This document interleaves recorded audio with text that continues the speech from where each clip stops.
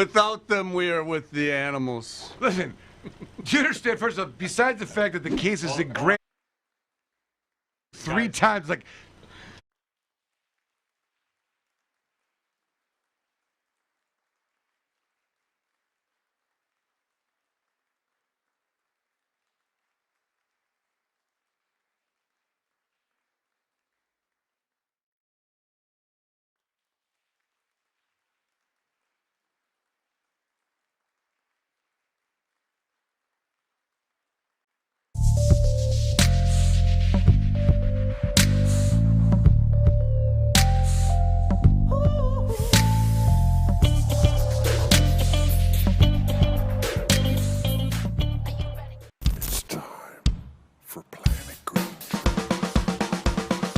We have launched.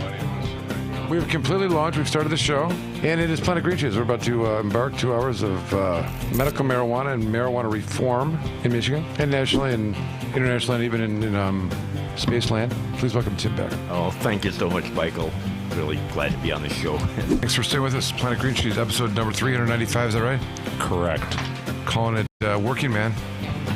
For those that are on the end, know what that means. There's an argument that we evolved from the cannabis plant. Let's just be honest, okay? Ow, what's going on, everybody? How y'all doing?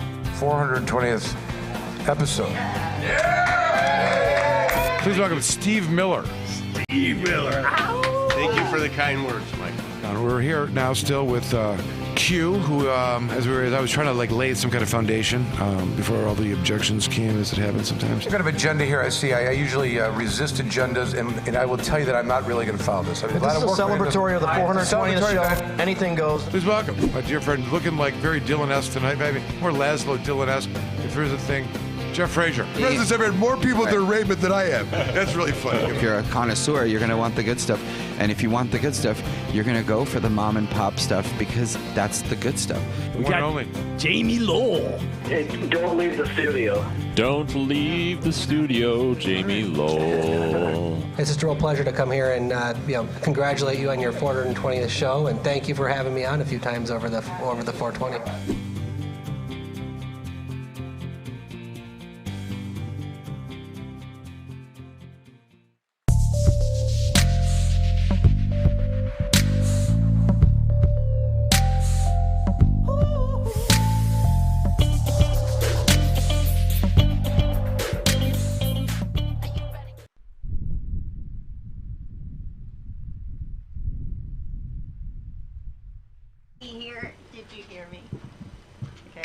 Alrighty.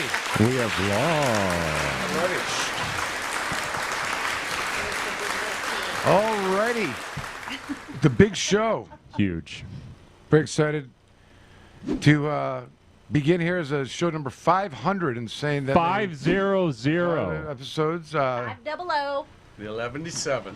It's I want to thank everybody who helped put this together. I know a lot of people are in the waiting room, and a lot of people have been involved in gathering those folks and taming them to get into the room and not letting them know that they can't get out now. Alan may have had something to do with that, but no, thank you everyone that's participating tonight. I know it's exciting and kind of weird that it's been this long, but we're going to have a show. We have a lot of people going to talk, and we got some topics to talk about and throw things around and get everyone's perspective on things. And with a number of people on the list here, everyone gets about 32 seconds, so we'll be able to get through this by 12:30 tonight. Just kidding. It's going to be just like Lame Duck, and we're just going to go to 4 in the morning. There you go. As long as we get something done, right? No, I'm kidding. So, Jimmy's got wings. So we've got. I mean, I didn't get to tell you. We wrote down possible topics to talk about. These are like really deep and introspective. We got to wait until later in the evening to see how everyone's feeling, and are you satisfied with your life, kind of stuff. No, I'm kidding. Yeah. They were like kind of, but. There's some good ones. It's just very good. But all right, so I guess what we're going to do is we're going to introduce everyone here and everyone in the Zoom that's going to be participating, and then we're going to throw it out to some of the topics and get some of the guests on. Is that right? Yeah, we're going to start. We got to start cycling through them quick because they're going to be coming in groups, and we've already got a whole room full. Right. Just for the record, today's what is it? The 4th of February, year 2021, episode 500. I guess we're calling it, and we're still rocking it. Should I go through the list of guests? Okay, yeah, let me just run through these. I know Earl here. He's coming. I heard he was. Okay, whatever. Fuck it. I heard he was in round. Here's a guest real quick. We got John Schlickler, David Rudoi, Rhory Gould, Tim Beck, Brad Forrester, Charmie Gholson, Neil Rockind, Chad Morrow, Eric Gunnels, Earl Carruthers, Nick Zettell, Anquenette Sarfoh, Q, Adam Brook, Kristine Beebe, Ryan Basore, Adam Tasselmeyer, Darryl Stavros, Shyler Engle, and Michael Thue. In addition to those, and so they're all Tim Beck. Some of I them said Wouldn't be Tim complete Beck. without Shyler. Anyway, so I'm very excited. Dewey. Even that somebody talked to them, they're here. Okay, that's the story. That's what we're going to go through. We're going to get to some topics, and so let me do this. I know I've tried to, in the introduction, instead of going on, I've asked a couple questions. I thought I came up with one for tonight, which is kind of, in the past, I asked the questions of, if you went back in history, who would you want to be? I said one of them was what hero, if you could, who do you consider a hero? What animal would you want to be if you could change it to an animal? This is what I want to know tonight. So go around. If it's happened, no judgment. When was the first time you smoked cannabis? What was the setting and who was with you? How about that? That's a good question, right? Yeah. If you have. I'm figuring most people have, Ron. Is that right? Possible? Most people have tried cannabis? Anyways, the bunker guys, of course, Tommy, Dan, and Justin don't have to answer. I'm advising them to take the fifth right now. Oh, we do have a scanner on to them. And I'm even. All right. But with that being said, please welcome Jim Powers, the one and only Jim Powers. It was Jamie Lowell, and I was 35. Excellent, excellent, excellent. Thank you very much for all your helping in this. I know you've held it together and been very pivotal in keeping it going here. Here we go. We got Dewey Thomas is here, second week in a row. I haven't seen him in months. Totally empty. Whole. Dewey, what's your story? How you been? I love you. I love you too, my man. Tell me this. Did you hear the question we're asking? When was the first time you ingested cannabis, and who were you with, and how old were you? It was so long ago, I don't remember. All right, fine. Okay, you don't have to. It's like you can take the fifth. But he did tell me a story once about 1960 something. He taught. There was somebody that tossed a whole handful of seeds, and then he saw, the field of green. I see. So All right, I he's see. no stranger to Mary Jane. I realize that the question is kind of invasive, and I was thinking about I could frame it like, when was the first time you ingested cannabis sativa L, 3.3% of THC or less? So we'll just call it that, okay? All right. Hey, how many of you people out here remember Goose Lake Music Festival? I've heard stories. At Grass Lake. Grass Lake? Yeah, Grass Lake right out here on I-94, and it was as big as Woodstock. Okay, and it was 1971, 71, and was a beautiful time. And that has something to do with the question I asked you before, is when you may have first had that. That was the first time I ever did acid. Okay. And I was taking it there. And I was on my motorcycle. Nice. And I literally had to put riding bicycles on his motorcycle. Yeah. Oops. There's a. Should I be advising you to take the fifth real quick? Just kidding. But that's how long ago it was. All right. Excellent. Excellent. All right. I'd ask more questions, but I'm afraid of what answers we may get. Just kidding. Please welcome. Amanda really put all this together, and thank you very much. You were solid and a great organizer for all the Planet Green Trees festivities, and I really appreciate that. And thank you. And of course, you can check Amanda's YouTubing. My work, my handiwork. I was going to say. Yeah, there's definitely some YouTube videos out there. Some are informational, but most of it's just for fun. And I'm really happy to be here. And it's we've got a bunch of people in the waiting room that are looking forward to celebrating this milestone with us. Yep. So what do you got? You got an answer for the question? The first time I'm going to admit to, clearly I was of age, I tried some hemp products as a wee lass of probably about 14 or 15, Sure, okay, perfect. Okay, that's perfect. So Steve Miller, of course, from the Steve Miller Band and Fly Like an Eagle. Fly Like an Eagle, and the Rover here at Komornlawmi. And who's the guy you liked? Who was the guy at the show with the John Wick? Yeah, John Wick. He's kind of John Wicking it tonight. John Wicking it tonight. No, you reminded me of John Wick today. It's like the scene out of a movie. I feel like you're ready to go. Michael was before the High Lord of the court today. And when he went to go speak, they said, "No, sir. You're not endorsed. We have rules. Funny. We must follow the rules. Without them, we are with the animals." This is straight out of a John Wick movie, I swear to God. That's good stuff. All right, so what's your story? You may want to take the fifth, too. I don't know.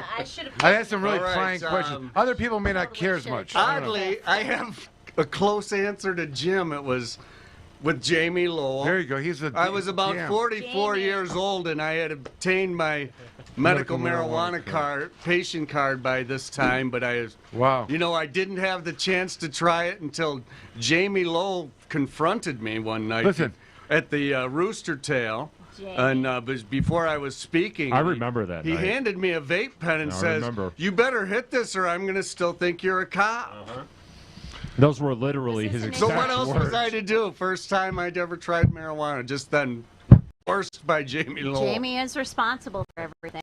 It was good, Jamie. I'm glad you broke it. It was great. You left out that I grabbed you by the scruff of the neck. Had you about 2 inches lifted off the ground, and I was staring into your eyes. That was part of it, yeah. It was scary. It was a... First of all, I got to say something. It was good, honest bullying on his part, but I'm glad he did it. If these two stories, I really enjoy cannabis now. If these two stories are even close to being true, which I don't think they are, it tells you how far we really haven't gotten. People are like afraid to disclose and be fair, but we'll see how we do here. But obviously, it's all Jamie's fault so far. What do you mean, wrap it up? We're going to the Zoom room. Here we go. We got in the Zoom room. We got the Rasta Rabbi, the Cannabis Kepi, and supporting the Corn Law, Allen Peisner, also known as Uncle Allen at times, and the Zoom master of all masters. Thank you for being here, Allen. What's going on? Thank you for having me on show number 500, and the first time I smoked was 1973. Wow. Smoked with Tony Nader. Never forget it. Offered me my first joint. Nice. It was actually a bowl, wasn't a joint. I was probably just learning how to walk about then. Yeah, it was going to be boring. Was there peer pressure involved? No. He asked me if I wanted to get high, and I said yes. I didn't tell him I'd never tried it before, though. Okay. So I smoked the wrong end of the pipe the first time. That's nice. All right, moving around the room here, we've got Attorney Alyssa McCormick. With baby in tow. With baby in tow. Yeah, and got the new baby Louie. Layla is over on the couch being a little grumpy right now. I tried to bring her over too. I'll but bet she is. Looks like she's sleeping, so he had to introduce the new baby Louie to everyone. What is that exactly? What is that? He's a miniature dash hound. Okay, just all right, like I know. Layla. I knew that, but I just wanted to explain it. It's got the same coloring as like an African wild dog. I like that. That's a good. An African wild dog. You know what I'm saying? I mean, he might as well be. Yeah. He might be big. Yeah, Is he part Doberman? He looks kind of Doberman coloring. Is he part Doberman? No, I don't think so. I hope not. I mean, his coloring. That'd be great. A Doberman, a Doberman wiener dog. That'd be wonderful. If you notice, He got weighed today, and he's 3.18 pounds. So I don't think he's gonna be too big. well, he's just going to start elongating. He doesn't grow any taller. It just He's just gonna get stretched out. The correlation between I can't even the dogs that Don't, would Jim, it why would take. visual? Oh, Did boy. you, all right, Allie. Allie, I don't know. I may advise you against taking it, answering the question, but it was posed at like what age and who are you with, and was it memorable or not? The first ingestions of cannabis. Oh, first PGT show. Okay, that's That's the first time she ever. Sitting next to Jamie Lowell. Jamie there? Just kidding. I mean, the first one that I can like really remember. Ever? We're talking about ever. We're talking about. Was the 420 show. No, not the No, show. no. When was the first time you smoked marijuana? Yes. Oh, first time I smoked pot. Oh, I can answer this. I mean, I was like in 7th grade. All right, there you go. Yeah. There you go. Ohio laws are different, I think. That's why it's. It was decrim. We're making some. Alan, should we delete that? I don't know. Let me get a lawyer's opinion. In fact, we're going to lawyer Jeff Frazier, who is going to advise us who should be taking the fifth here or not. I mean, a whole lot of them. First of all, does it depend what state we're in? Like Jeff may not be able to answer those questions. Jeff, wait, Jeff, don't disclose where you are, just so we don't run into any problems of. Just kidding. First of all, welcome Jeff Frazier from all over the place. He's the...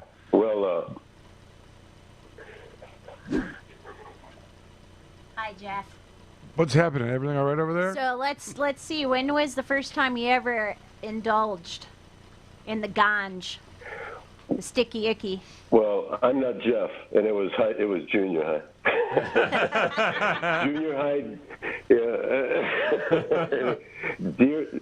deer camp, campfire, full moon, and as well as I can tell, like Bob Seger's Night Moves record. Oh, wow. There you go. And so it must have been mid to late 70s. I'm guessing 76, 77, something like that.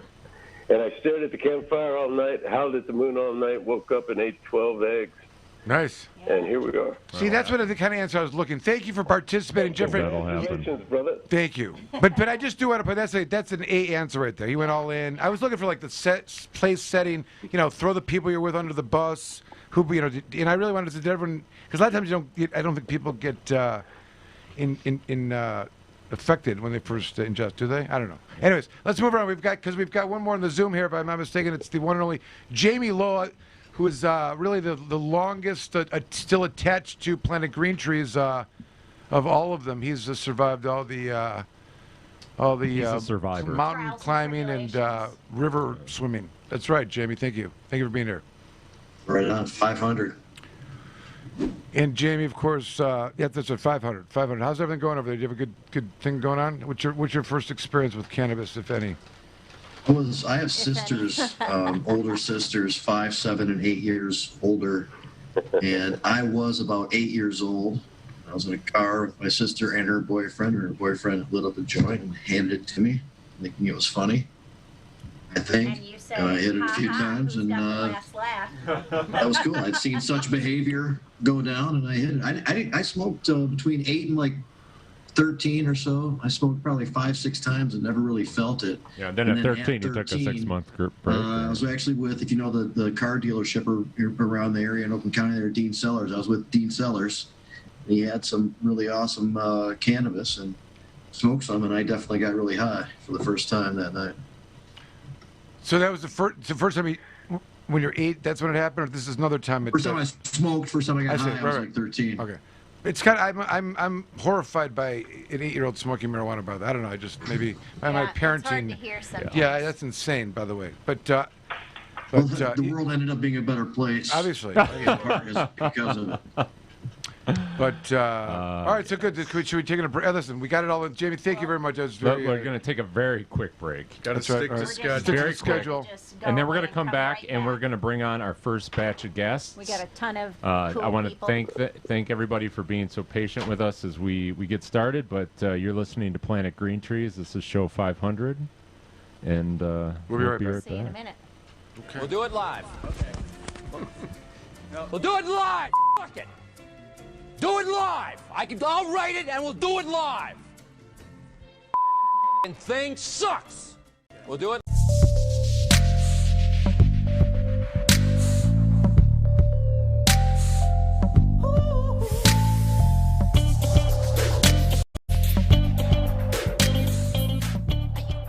It's time for Planet Green. We have launched. We've completely launched. We've started the show, and it is Planet Green Trees. We're about to embark 2 hours of medical marijuana and marijuana reform in Michigan, and nationally, and internationally, and even in Spaceland. Please welcome Tim Beck. Oh, thank you so much, Michael. Really glad to be on the show. Thanks for staying with us. Planet Green Trees, episode number 395. Is that right? Correct. Calling it Working Man.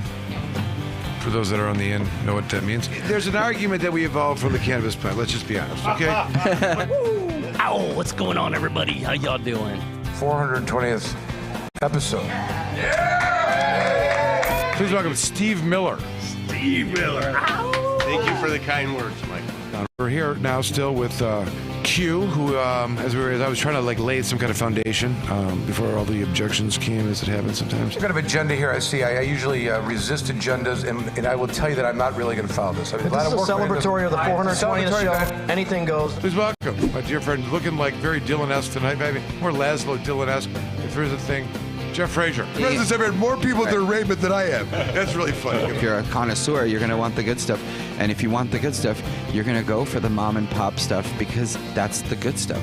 We got Jamie Lowell. Hey, don't leave the studio. Don't leave the studio, Jamie Lowell. It's just a real pleasure to come here and congratulate you on your 420th show, and thank you for having me on a few times over the 420.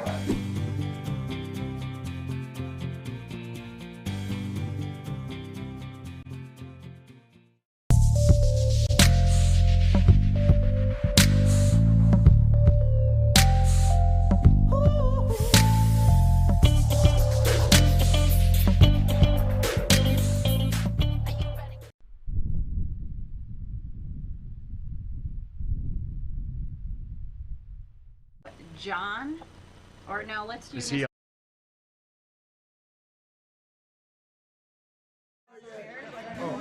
everybody, Tommy's on the line. You'd like to say hello?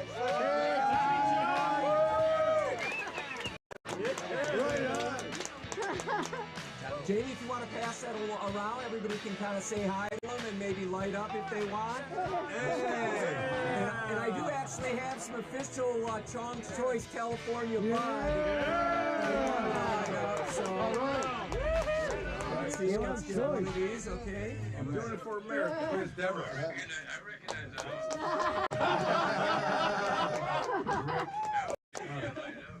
I So Tommy Chong is on the line. Why don't we put a microphone up to Tommy? Hey Rick, how about, can you put that microphone up? Put the microphone up to Tommy. Once Tommy makes his way around, because he can't. I see. I see. Oh, he's kidding. Oh, man. All right. Hold on. Oh, your friends want to say hello. Something to say real quick. It's Charmie, and I quit smoking tobacco over a year and a half ago, based on what you told me. Use joints. Don't smoke tobacco, cannabis. And I want to thank you, man. I've been over a year and a half. Thank you. And, thanks, man. Have a great day. Hi, Charlie. Who's our Charlie? Hey, what's happening? Peace and love, Tommy. Great idea. Yeah. Wonderful.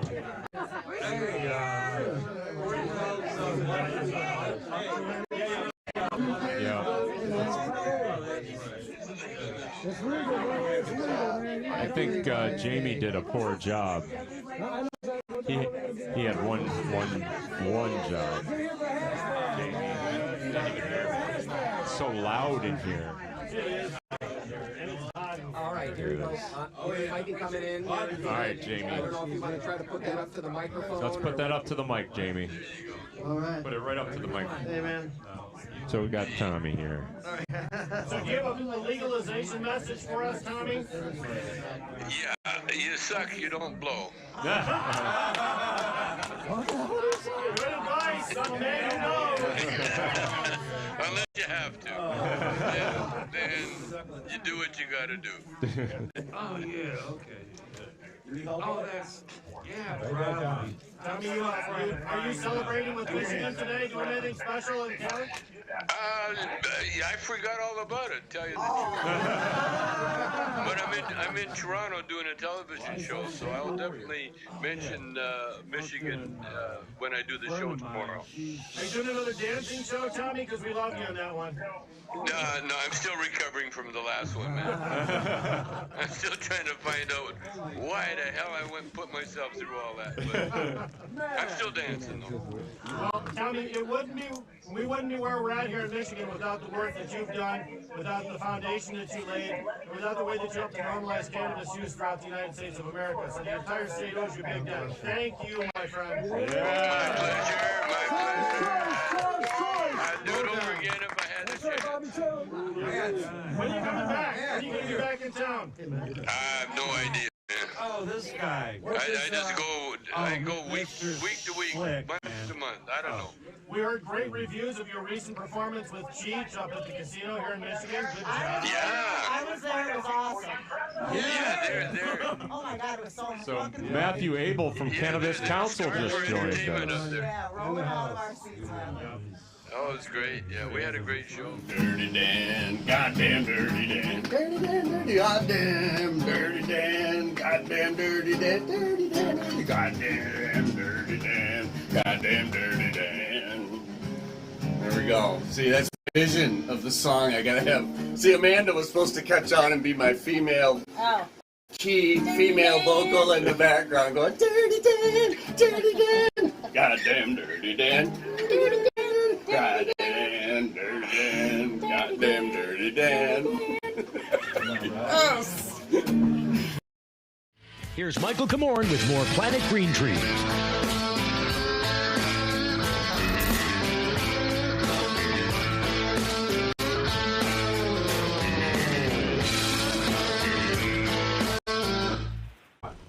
All right, back. Thank you for staying with us. Show 500, Planet Green Trees special show 500. Jim, what's going on? Who do we have in the Zoom room? Get them all in here. Let's see what we got going on. We've got Mr. Brad Forrester, Mr. Tim Beck, and last but certainly not least, Mr.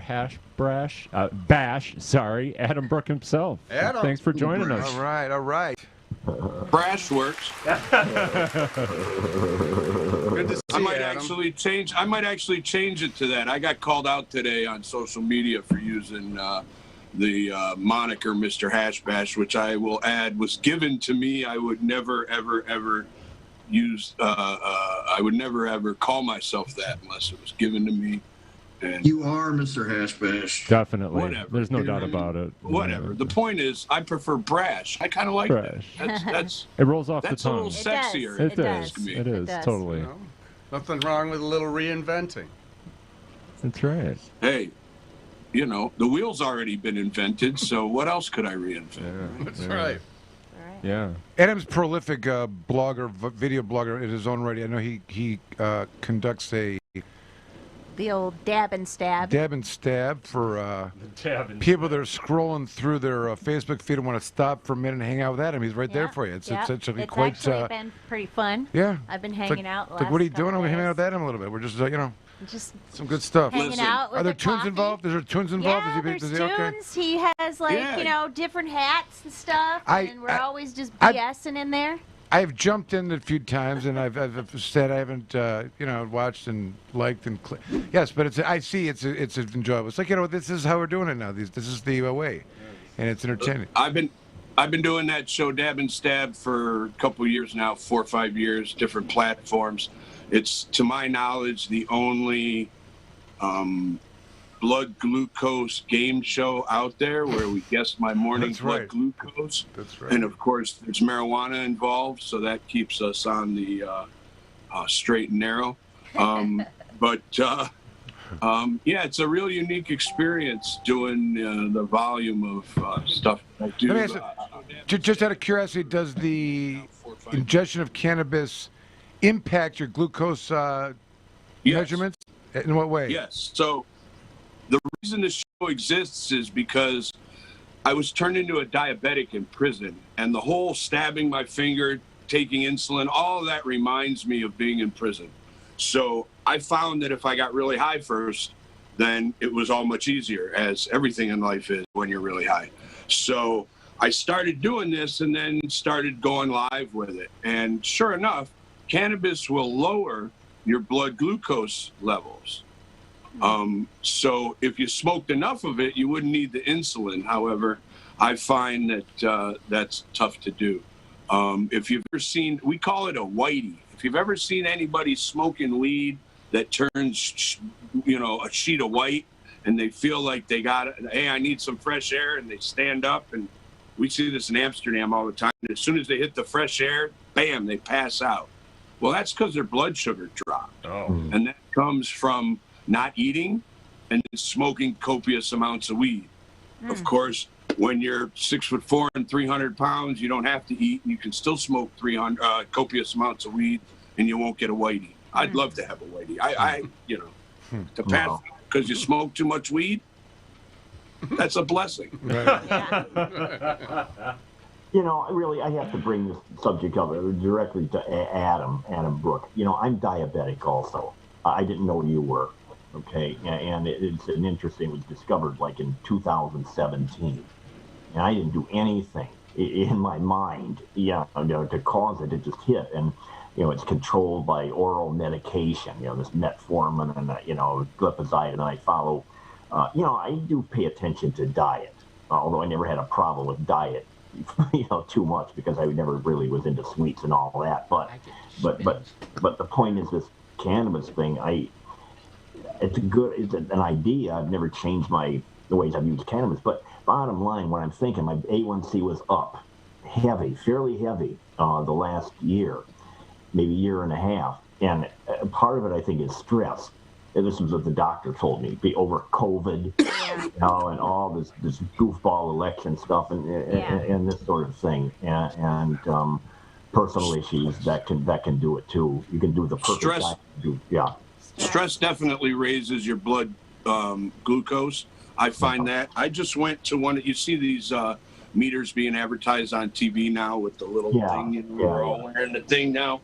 Well, the coolest thing about this is that I can take my blood glucose readings constantly.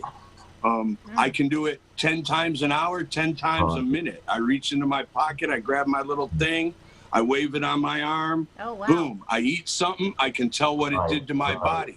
I smoke a bunch of weed, I can see what it did to my body. So the technology has enabled us to kind of see what's going on a lot better. I mean, it tightens it up for us. So as a diabetic who doesn't really do the right thing all the time, I can tell you that knowledge is power, because once you understand it and once you know it, it's correctable and fixable. And but I mean, the cool thing is that every day I go online at 9 o'clock in the morning and I see anywhere from 50 to 500 people sometimes over an hour and a half, and it's all weed based. It's all about smoking weed. We talk a bunch of shit. It's not like what you folks do here. Michael, you tune into his show and you hear some knowledge. I mean, it's about the current events. It's about the who's who and the what's what. Yeah, we delve into that a little bit, but for us, it's a lot of fun. It allows me to be me, which I can't really be me here because I wouldn't want to offend anybody. So, well, it's a good time. First of all, I mean, just the fact that this discussion, the conversation in Tim's interest, and you guys didn't know, I think that's fascinating. And there's probably a whole other discussion about. They could have like a work group or like a group now that's just about that. People could be having these things and checking and almost do like a group study online with cannabis. But that's a nice thing. All right, so listen, we had this question posed for you guys. I'm just curious. Don't feel obligated to ask, but we were trying to ask her name. If you've ever smoked cannabis before, ingested cannabis, how old were you? And what do you remember about the experience? Adam or Tim? I'll jump in. I'll jump in since nobody volunteered. I've been itching. I'm just ready. I had to be polite, so not to interrupt. But no, seriously, it was I would say early October in 1970 in a dorm room at the University of Detroit, and I grew up in a very conservative area where you used to live there, Elisa. And around Toledo state line, very, very, very conservative place. And I heard stories about marijuana and on and on. And it was just like, but I wanted to try marijuana the more I heard this stuff, and so I got my opportunity. There was a guy, a really sophisticated guy from New Jersey, and rumors spread around the dorm. Tommy, he's going to be smoking some weed tonight. Wow, he's over in room 6. Okay, all right, I'll do it. I was right there, and it was really, really quite a memorable experience. I mean, Tommy was very mysterious. I rolled the joint, and lit it up. A lot of us were amateurs, but I remember the effect that it had. Didn't have much of an effect. It's that time seemed to slow down a little bit, and the colors of the light, in the room, and the paintings and the posters on the walls seemed to change. And I just went back. I said, okay, I just left, and I thought about, wow, it's like, I got to get some more of this. Well, that was the story. I mean, I wonder. I mean, no, I know everyone's kind of not everyone here. Tim, thank you for your honesty and stuff. But not everybody gets a feeling of psychoactive, or feeling with the first time. You know what I mean? Sometimes some don't ever get it. You have to wake up that endocannabinoid system sometimes. Not everybody gets high the very first time. That's just it seemed to happen with me. I mean, it wasn't really intense. Right. Okay, but sure. I did get an effect. There was an effect. Let's go to let's get Adam, and then we got Brett Forrester, who's trying to be Robinson from the Black Crows. He's always bringing that. Look, he's going on tour after this. So good. I'll be honest. I have no clue. I was probably 17 and a half years old, is all I can tell you. But I was asked this question on a broadcast yesterday, and I felt bad because I hear this question asked a lot, and I don't really have a real answer. But I can tell you when I realized my mom smoked weed, I was third grade. I saw something on top of the refrigerator. I wasn't sure what it was. I was thumbing, and it was sitting there. It sat there for a long time. I was thumbing through an encyclopedia one day in the H's, and I came across this thing, and it looked exactly like what was on top of the refrigerator, and it said it was a hookah pipe and that it could be used to smoke marijuana. And I was raised by a single woman, so I knew it wasn't mine, and I knew it wasn't my baby sister's. So that's third grade. I realized my mama was a pothead. And I avoided it until I was 17 and a half years old. And I left the high school that Michael Komorn graduated. Yeah, I was going to say, if you throw someone under the bus that you were with, or give me a location so I can kind of envision it. I know your stomping ground there. Tell me, was it... Well, I never smoked weed at school. I would have been afraid to get caught. Mind you, I got caught doing all kinds of shit at that school.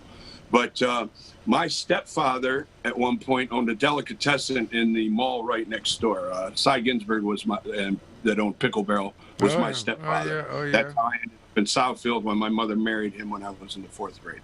So between the high school and this strip mall was a little wooded patch. And and it was like a path. And you had to jump a fence at the other end to get into the strip mall. And that's where the potheads would go hang out. Because when I started Southfield Lathrop High School, that year they painted a yellow line around the school so that you couldn't smoke a cigarette within 4 feet of the building. Because they, at that point, banned high schoolers from smoking cigarettes unless they were 18 years old or you had permission of your parents, which I thought was bizarre. So the kids that smoked weed, they went somewhere else because the cigarette smokers were all outside.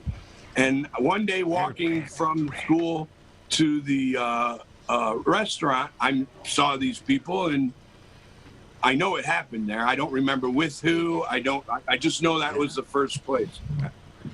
That's exactly what I was looking for, because I have a memory of that exact place. I used to go to the New York Bagel over there. There was there was like a Stroh's too, wasn't there in that mall? Like for a little while, and the Pickle There Bear. was a Saunders ice cream. Saunders ice cream. That's right. That's right. And just to throw people under the bus, my last day of school, when I walked out of school, I walked down that path, and Alan Thompson pulled a pistol on me and told me to give me his wallet.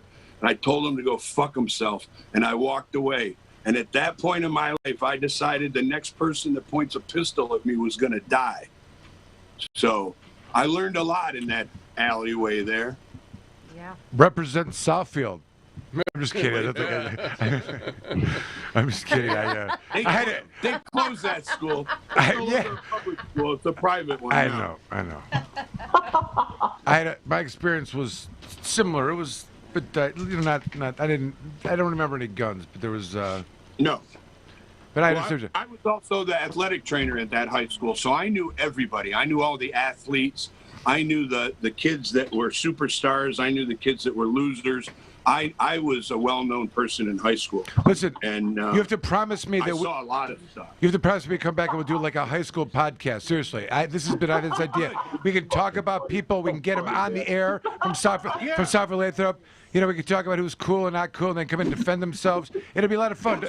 I've had this idea for a long time, and I actually talked to Mike. I talked to Mike Young about it. You know Mike Young? Oh, Mike, I know Mike real well. Because he could be the guy to do it, because he was that character in high school. Anyways, don't steal my podcast idea. Now, who are you kidding? I know. Don't steal my podcast idea.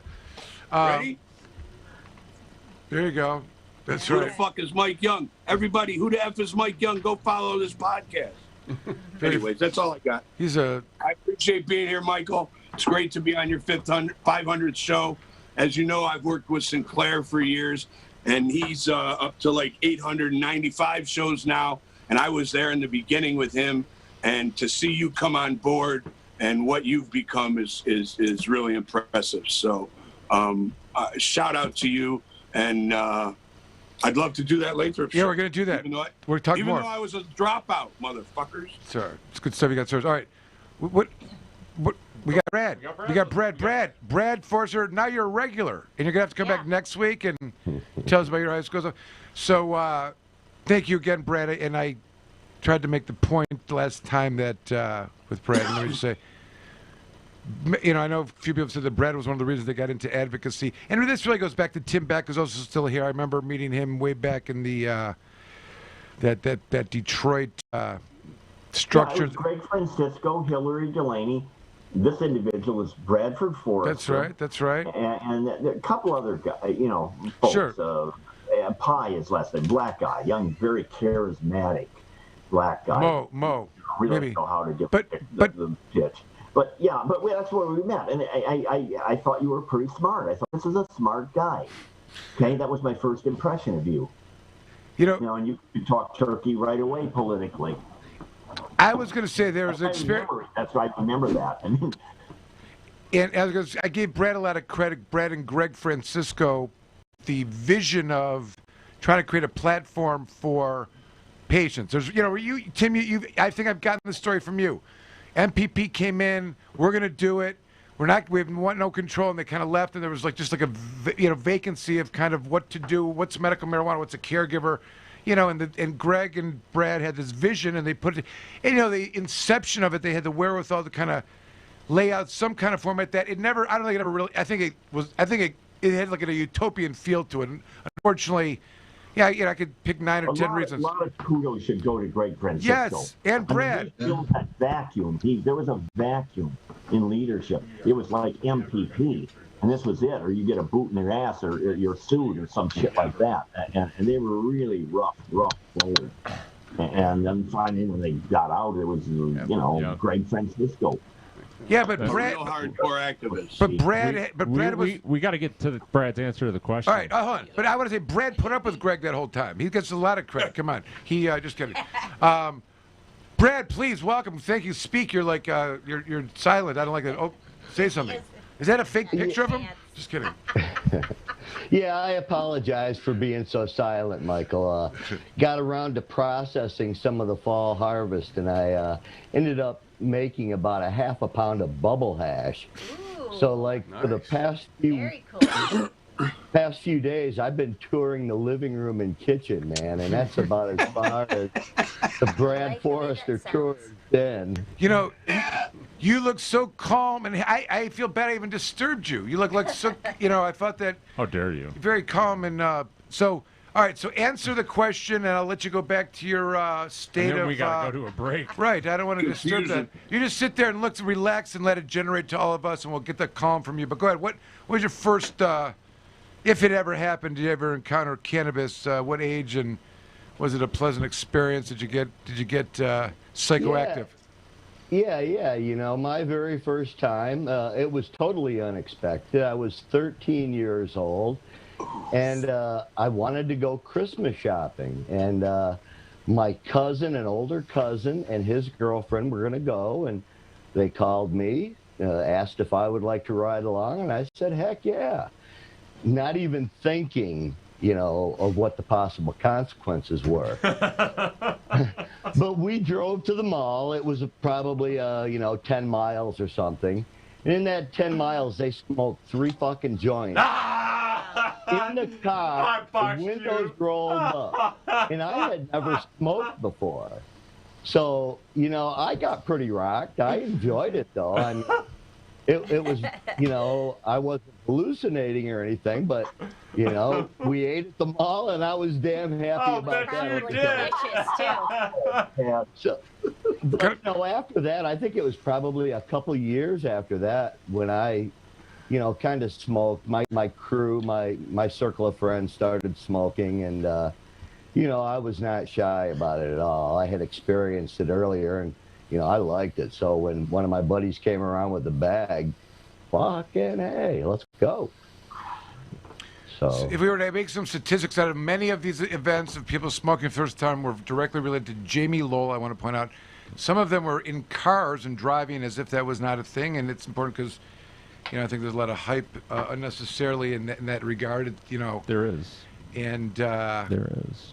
But all right, so Jim has got the. Let's take a quick break. I know there's some other people in the Zoom room. Jim, is that right? We got some people lined up. We got to start cycling. So let's. Jim is calling the shots in that regard. First of all, thank you guys for being here. I can't say you guys have been pivotal in my life and activity and cannabis reform. You've all impacted me in some way. I appreciate you participating, putting up with me.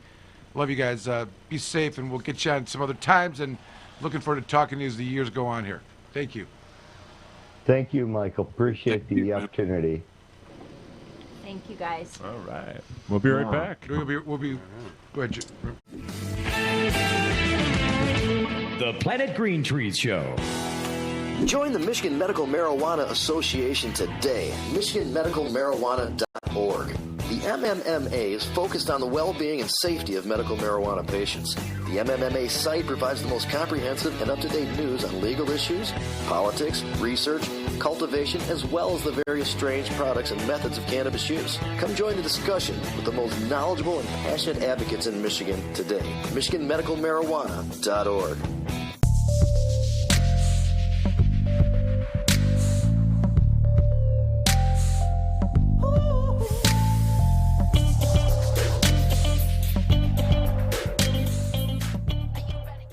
Just wanted to give a shout out to Michael Komorn and Planet Green Trees. 500 episodes. 500 episodes. I've been on a few. Appreciate the time. Appreciate the effort. I tune in on Thursdays. Do you? Michael Komorn, you got a hell of a show, my friend. 500 episodes. That's a lot of work. Good work. We enjoy it. Way to go.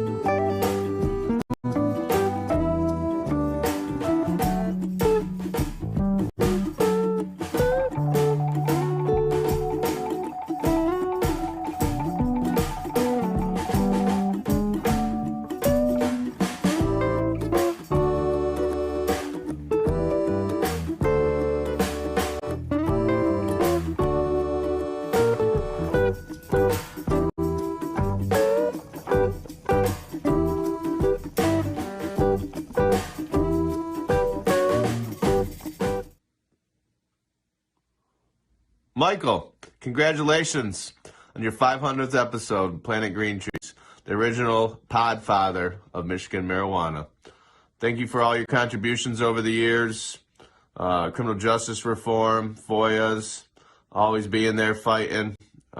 Michigan wouldn't be the same without you. And let's do another 500. Congrats, guys.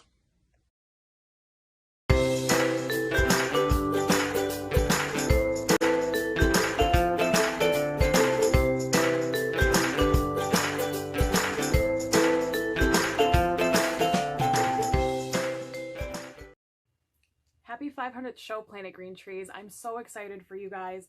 I really wanted to be there tonight or call in, but I am bud tending at Sticky Detroit today. You're going to start to see Sticky around quite a bit, so keep an eye out. But thank you guys so much. It's from actions from you guys that allow me to provide safe access to medication for patients. So thank you so much again. Michael, I really appreciate you. Amanda, you're one of the first people that introduced me to this industry. Thank you so much again. Cheers, guys. Thanks again. Happy 500th.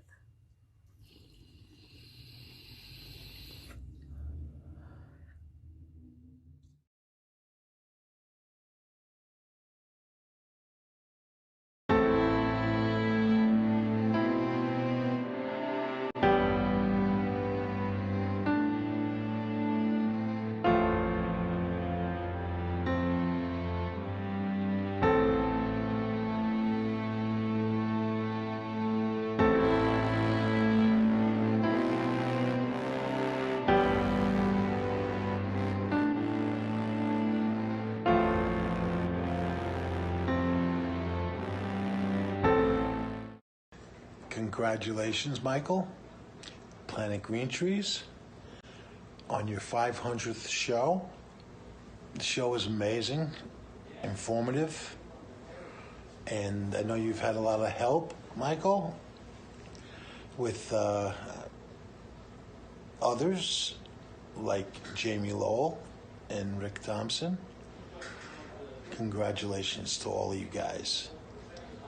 And I hope that the show just keeps getting bigger and bigger. All right, take care. Smoke one up.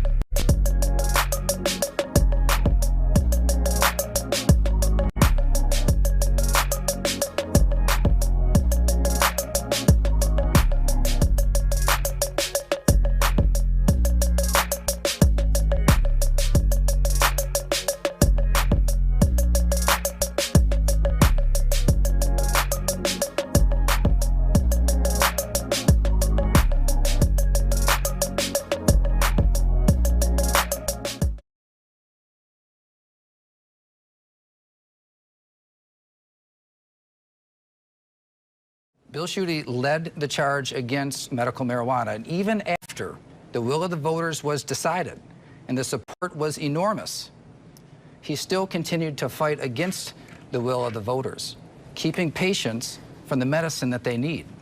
So I think it's important that we all speak up on what we think about this initiative. But when the voters have their say, their will must stand.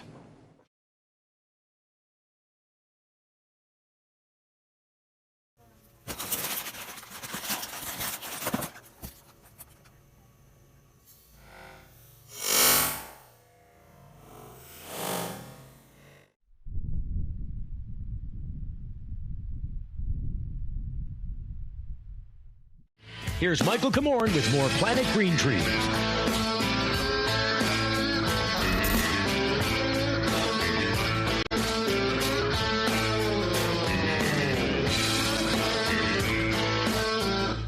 DEA administrator. And we're live. Which is ultimately Shyler, we're back.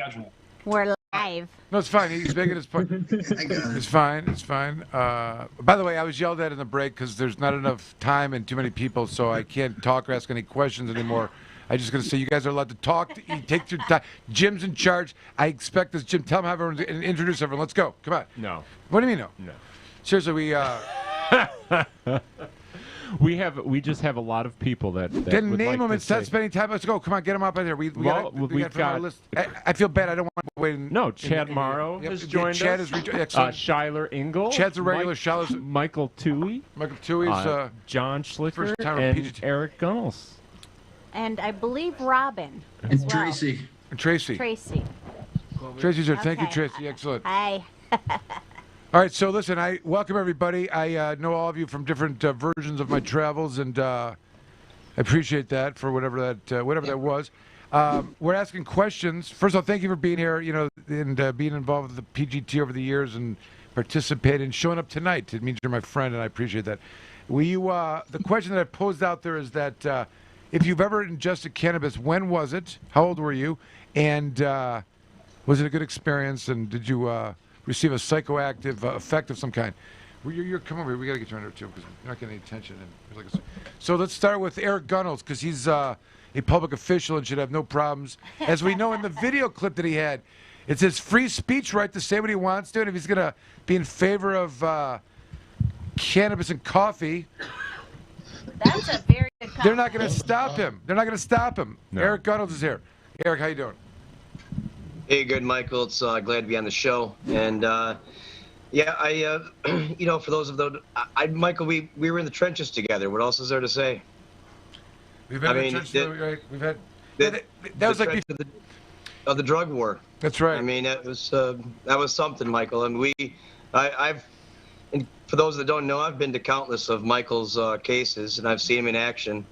And just to see how we've been brutalized over the last 10 years is just beyond unfathomable sometimes. But yeah, it's good to be back on the show, Michael, and you're one of my biggest heroes.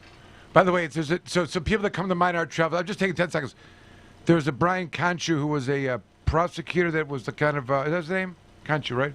Yeah. So he was like real interested, and he had place off of 75, and he had his TV show and stuff. He's like, I think he lost his license. He became a judge. He's no longer. I just point that out because he was. I don't know what happened. I'm not associated in any of those things, but that was kind of the initiated situation. And you were also. I remember you being at. There's a lot more, but the Michael Goupil trial in Shiawassee. I remember you being there for that, and they were good friends of yours, and that's wild. But thank you, Eric. I appreciate you being there. You've always been. It's good to turn around and see a supportive face there, and all the the accused always appreciate the community support. I can tell you that for sure. You know what I mean? Oh yeah. But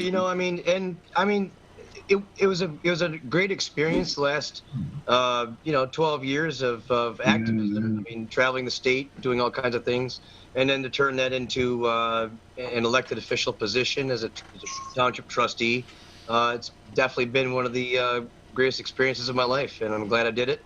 As far as smoking marijuana for the first time, if I'm to throw somebody under the bus, it'd be my friends from church. And I come from a very conservative Christian background. And from there, it was just marijuana was honestly, my first experience was a very spiritual one. It was a very, I remember just telling my friends, I said, something's not right here. This is, society got this wrong somehow. This is not a drug. This is a medicine. This is a good thing. And this was when I was 17 years old. That would have been like 1997. Interesting. Sure. So it was part of the religious experience. They call it Cannabis, like the quoting from the Old Testament, he was with the church and kids smoking weed. it was not. Oh, it's not a church endorsed event, is what you're saying? Okay. I was just wondering. No, I understand. I'm just saying it was such an enlightening experience, and from there I knew that this was wrong, and that society was looking at it wrong, and somehow this needed to change, and then everything from there kind of fell in place. That's why I met Tim Beck in the early days of his activism, trying to change the laws, and he probably doesn't remember meeting me. I was just some kid on the sidelines, but yeah. And then I met the rest of you, and then kind of the rest is history. You're still kind of a kid, though, I think. I can still say. All right, let's move around the room here. We got Michael Thue. How are you, by the way? All the way from way up where we're Grand Traverse, and recently UP stomping around and stuff. But glad to see you. Michael, of course, is a master hemp grower. That means that he is involved with the Cannabis sativa L plant that has legal THC. All the stuff we've been dealing with, the marijuana, blah, blah, it's the illegal THC Cannabis sativa. Makes no sense. And, of course, when you're telling the biggest lie that ever's been told, these kind of things are going to happen. But Michael Thue is here with us, hemp grower and cannabis activist extraordinaire. Thanks for being here. Well, thank you guys very much for having me on with you guys tonight. So we're asking questions. Hi, Michael. The question is, if you want to indulge, I don't know, it maybe, a lot of it depends what jurisdiction you're in, but nothing's really been disclosed yet. When was the first time you ingested cannabis? Was it a pleasant experience? Did you feel peer pressured? Did you get a psychoactive effect? So, for me, at a young age, I was already on Flexerol and Altrans for some medical problems with my back at a young age. So my first time with cannabis was 15, and a couple friends introduced it to me in the woods behind the houses. And my dad was a preacher, so I was raised in the church. So very conservative background. It was my first experience with cannabis, and to me, it was very helpful. I was also, they wanted to put me on Ritalin for ADHD and different, the meds that I was on for my back. And I realized then at a young age that I didn't need any of those pharmaceuticals if I had the plant. So I went around quoting scripture to my dad and ended up quoting scripture in front of many judges as I got kicked out of high school for weed. I got kicked out of a Christian college for smoking cannabis. So it's been a heck of a journey, and that's why I've been a big part of the, the activism community in Northern Michigan, doing what I can to lead the way and help show that this is a viable option for other people. Do you mind if I disclose what we were doing earlier this morning, even though it was weird and awkward in its complete disclosure? We're open, Michael. Go ahead. There's a heroic move, and I'm anticipate at some point in time we'll be able to declare so with an opinion from the Court of Appeals. But Michael was involved with a matter out of Grand Traverse, whereby they have a policy regarding medical cannabis use or cannabis use of any time that had been written. I know we were there in 2016, 17, 18, I don't know, whatever it is, but it's from 2009 or 10. The former circuit court judge who had retired said, it was like a written policy that said, we're not going to let people smoke pot. They come in here and they smell like weed, and it's like having a drunk sitting in waiting to go to their probation to test for alcohol. We're not doing it. And so this is from 2010, 20 things that happened in the law since then. So no one's doing anything. It is the way. And people come up, they ask, and the judge says, no, there's a policy in circuit court. It's a policy, We're in district. Anyway, so the short answer is that we challenged it. It was really, it was so, I don't know, it was almost embarrassing. Not only that, put aside the marijuana issue, they were not they're saying we do this in all cases every time. So that's problematic with just the sentencing in general. Yeah. It has to be tailored towards the individual to ban and do some things and all. It's like when your parents would say, because I said so. Yeah, but there's a rule that I says say that some all the things, time, by the way. So that's I'm, fine. I do That's say good, that but a that's lot. parenting. Okay? This is not. Listen. The point is that the type of sentence has to be associated with the individual to deter them. Or else we don't need the judge. Right, there you go.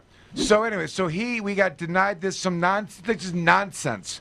And then we appealed to the circuit court, more nonsense, and then we went to the Court of Appeals, and they don't have to take this case. This is some guy that's on probation down at Grand Traverse, and Yeah, he has no if they rights. if they wanted to leave it alone, they can leave it alone. Let him suffer down there. Yeah. But they took the case, and their briefs were there today, and so we're going to issue an opinion. Case was submitted, we shall say. But the other side didn't show up, and they didn't file a brief because I don't think they.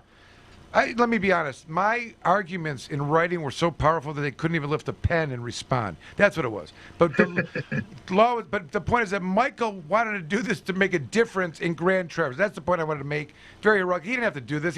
In fact, allegedly, he was testing positive for carboxy THC, but he has a script for Marinol, so that was our explanation. But it didn't matter. There's no immediate harm to him.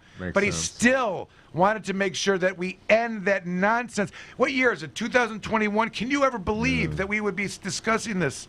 But unless something like this happens, unless somebody cares, this is like the Lorax. Unless somebody cares, an awful lot. An awful lot. Nothing's going to change. So I just throw it out there to Michael too. Tonight's the Lorax winner. Okay, we'll get that award out today. The Lorax. Nobody understands. It's an important quote, Jim. Make sure It is an important All right. quote. We'll And come it's back. a good movie. All right. Remember Danny DeVito as the Lorax? Wasn't he fun? No, maybe that could be. He looks like a nightmare. All right, so let's move around the room. We want to keep the momentum here. We'll go to John Schlickler. John Schlickler may have smoked cannabis before. First of all, John Schlickler, the what Cannabis World Tour, Cannapalooza. What an event! What is going on? That damn. Hello, Michael. Come on, I love you, brother. Oh, boy. Congratulations on your 500th show. Thank you, John. Can you hear me? I can hear you, and I got to tell you, I'm most mad at COVID because of this cancel of Cannapalooza this year. What a disappointment, and fuck COVID. But we're gonna hopefully wrap that up. Fuck COVID, that's right. We're gonna Fuck get COVID, back. Fuck Bill Shooty. Fuck Bill Shooty. I'm kidding, but all right. So listen. So how are things up there in your part of the woods, and you guys hanging in there? And tell us about your first cannabis experience, if that is a thing. I don't know. Maybe you never have been just a cannabis before. Just kidding. When was the first time you smoked some weed? Hi, Tim. Your first cannabis experience. They want to hear. Oh, my first cannabis experience. Oh. Late junior high, probably. So I was, maybe 13. After football practice, and then staying Friday night for the high school varsity game. Very cool. Interesting. I mean, I wonder about that because there was always that hype that athletes didn't smoke cannabis or smoke marijuana, right? Or did they? I don't know. Whatever that. These are interesting. No, I know. I'm saying too that would be. Some people would say, I don't know. It was maybe never a reality, but it's interesting from where the source of it came from. I'm saying I was playing football and maybe my teammates. But what else? So how about? I'm not saying that. All right. We'll go to. Hold tight, John. We're going to go over to Chad Morrow, who's going to enlighten us on his travels and cannabis euphoria. Yeah, welcome. I'm having a real hard time hearing you, Michael. And it's not just because I'm real high, because you're. It's just hard for me to hear you. My first experience, though, was I didn't really get a whole lot from it. So I had to, go back and try it again. You had to try and try again till you got it right? We might be able to fix it. I had to try it a couple of times. Yeah. Before I got a buzz, and then, yeah, that was great. And it wasn't near the evil stuff that I had been told, kind of indoctrinated, if you will, through church and just growing up with a strict family that was against it. But I soon learned that there was nothing wrong with it. Absolutely, absolutely. All right, so let's go to, we've got Ched Morrow with us. He's also a regular now, second week in a row. We'll have him come back next week. Please, Ched, tell us about your CBD store, where one can get the most sexy new product on the market, which is the Delta 8. Sounds interesting, right? Delta 8. What? Yeah, all kinds of vape stuff called Ched. He's the hookup on the Delta 8. We still have not made our trip down there. Slinging the This is our Delta next 8. thing. Anyways, welcome, Ched, again, and tell us what's been happening, and share with us if you've ever ingested that cannabis sativa L with greater than 3%, 0.3% THC in it. When and how old you were, and what kind of experience was it? That's a good question. Well, again, thanks for having me on again, and congratulations on the 500th show. It's quite the milestone. As far as cannabis use, it's kind of funny. It's like I've heard my own story all kind of plugged together here by listening to everybody else. I don't really remember the first time, honestly. I know that the first several times was around the age of about 14, 15. And I didn't understand the point of it. I didn't get a buzz off it. I do remember that it was the old Mexican brickweed that you had to peel apart. Everything was flat and brown, and there was seeds and stems, so that could have been a big part of it. But the one thing that I do really remember that sticks out in my mind was, when I was 16, again, coming from a really strict Christian Catholic background, I had to go to church every Sunday or I'd be grounded all week. So my parents went at like 7 o'clock in the morning, and I convinced them that, I want to go by myself because I didn't want to go that early, and I have a driver's license. So I started going to church on my own at 11:30 Mass every Sunday, and then a buddy of mine would meet me there because he was doing the same thing.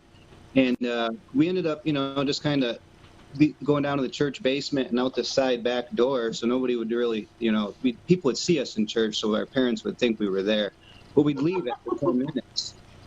And my buddy, he stole weed from his dad. And that was the first time I ever saw real good weed. And that was the first time weed ever affected me. And like Michael was saying, I was someone whose the doctors were, Zoloft, Prozac, Ritalin, Wellbutrin. And once I found good marijuana, I too knew I didn't need those prescription pills. Wow. Awesome. Do we hit everybody who's staying with us here? Shyler? Shyler, and then I believe we've got... Shyler can either, if he doesn't want to make any admissions, Shyler needs to he can recite the Federalist Oath if he wants. I was sold oregano, when I was like 13 in some basement in Sterling Heights, and I'm pretty sure that oregano really screwed me up. I mean, I was acting all sorts of goofy. But since that's about it. Since then, the city's been trying to write an ordinance to get into that basement. Yeah, they just wrote one, didn't they? Look at me now. Right. They gotta make that oregano illegal. $35 gram. But Sterling Heights just wrote the ban on like basement marijuana growing, and 200 square feet. If you exceed that, you're in violation, and then you have to go talk to me. Who is going to be the lawyer that's going to take that one? As there's got to be a lawyer down every city that's going to take that one. Who's it going to be? Is that going to be you? If you're here, you go. If you have standing, call Shyler Engle. If you think you have standing, call Shyler Engle. He will make sure that he finds some subject matter jurisdiction for you, right, Shyler? I'll at least negotiate 300 square feet. There you have it. There you have it. Michael, if I don't get another chance to talk again, because there's so many people here. I've been here for 200 shows, but I know that you've been right on everything since your first one 500 ago. Yeah. And I just hope that there are not 500 more of these. What's that supposed to mean? Everyone feels the same. There's like a sunset clause you think we should have in here? Like, if there's another 500 of these, like, I mean, there's not much hope left for people to understand that there's no point in having 500 more of these. Hold on. We could reinvent ourselves. It could be something that, like, we will meet every week and evaluate the writings of Shyler Engle's poetry. You know, that could be a thing that happens. Or, the world may change that we'll be doing something else, and you'll have your Federalist opinion then, too. I don't know. It's that is an interesting point because after legalization, the topics and the ranting and the, F this one and F that one changed a little bit. They were expected to be changed. It forced us to discuss, I think at times we discussed politics, which was dangerous and divisive. And it was interesting because, in the cannabis battle, there's so much unity over that. The second you step into some other of these political issues, it's almost weird. Like, you think just because everyone agrees about cannabis, they're going to agree about everything else. But that is not always the case. And I think that's kind of been one of the things that is, it's been a challenge, coming with other topics. I mean, there's still this whole new development of the cannabis world after alleged prohibition ending. But, there's still a lot of worthy news, I think, in topics and criminal justice reform. And, I like criticizing it all and having people that are experts like my group here to come in and opine and ask to be disabused. I mean, that's what this is all about. That's the enjoyment of this community, I think, at the end of the day. Nick's Let gonna me play throw Well, I out wish you the best. Thank you, Shyler. Yeah. Let Tim say it. Let Tim in. I'm sorry. Come on. Tim, please, go ahead. Yeah, let me throw out a theory here.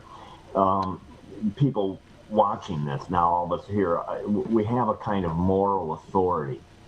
Okay, going back, quite a ways, and I would say, some of you folks, you can, Michael, all the characters, and you can go through it, and crazy, Shooty, Rick Jones, Mike Colton, Randy Richardville, Scott Greenlee, all these characters Lieutenant out Bailey. there. Don Bailey. Don Bailey, oh my God, thank you. He's on the role of, he said a special, but we were right. We were right from the beginning, and the funny darn thing about it, nothing. They were predicted. This hysteria, this rage, this fear, this anger, addiction, and kids are going to die in insanity, and on and on and on. Just a total crock, and none of it happened. Absolutely none of it happened. We were saying that years ago. So in a way, I think we just got to kind of maybe stick around in the sense that, marijuana, there's people who don't like it out there still, and not many of them are getting used to it, at least around here. But, thinking back, we have a moral authority because we were right from day one, way before that tide turned. You're right. And it's not just a bunch of people that are in a garage in Detroit that are meeting and, agreeing with each other. Statewide, in overwhelming, voting in election years, agreed. So it's not even like, listen to me. It's like it happened, and we were right. And this is over. Jessica Cooper, Bouchard.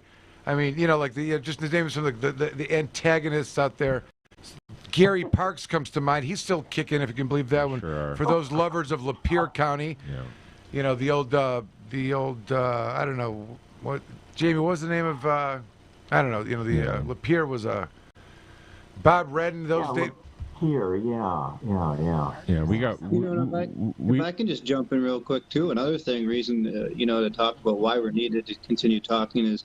You look at some of the social media comments on the articles talking about Michael Thompson right now, and there's a lot of people that, are still negative to that, and you have to explain to them, like cannabis should have never been illegal. If it wasn't ever illegal, he would have never been in these situations in the first place. And the man is, in my opinion, and I think everybody on this show's opinion, getting everything now that he's rightfully deserved. Yeah, that's right.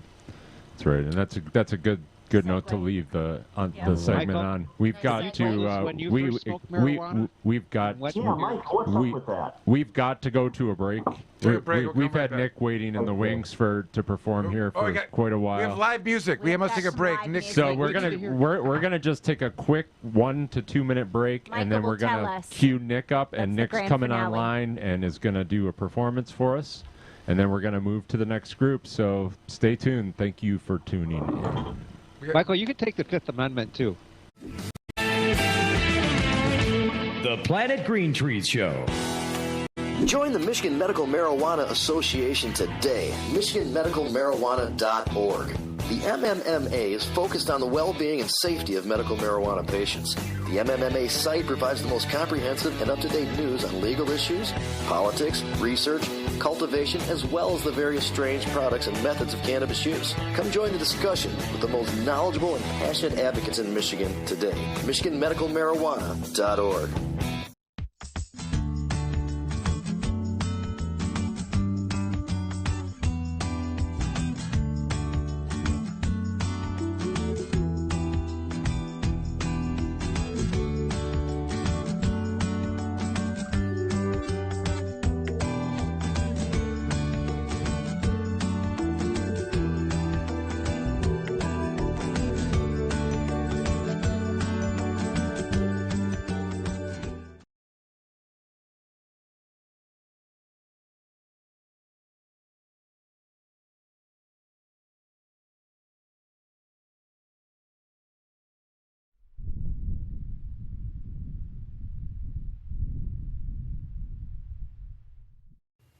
Happy 500th show, Planet Green Trees. I'm so excited for you guys.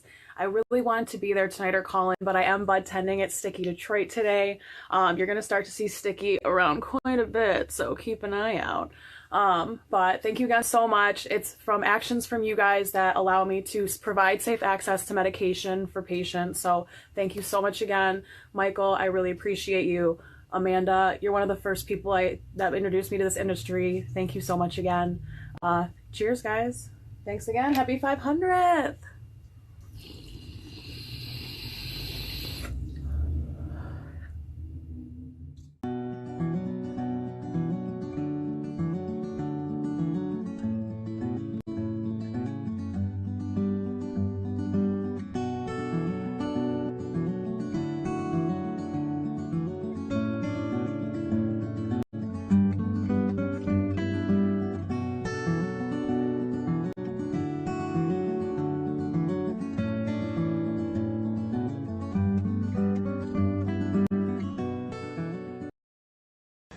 Congratulations, Michael. Planet Green Trees on your 500th show. The show is amazing, informative, and I know you've had a lot of help, Michael, with others like Jamie Lowell and Rick Thompson. Congratulations to all of you guys. And I hope that the show just keeps getting bigger and bigger. All right, take care. Smoke one up.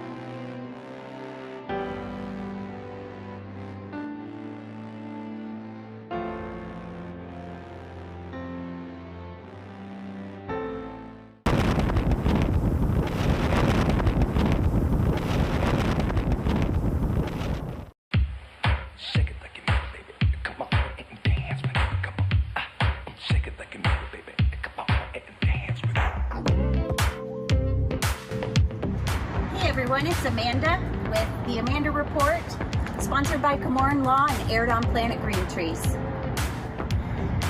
We are in Depot Town in beautiful Ypsilanti, and we're here at the Depot Town Care Center, and we're about to go inside and see what they have to offer. Are you ready to be awe-inspired? Let's go.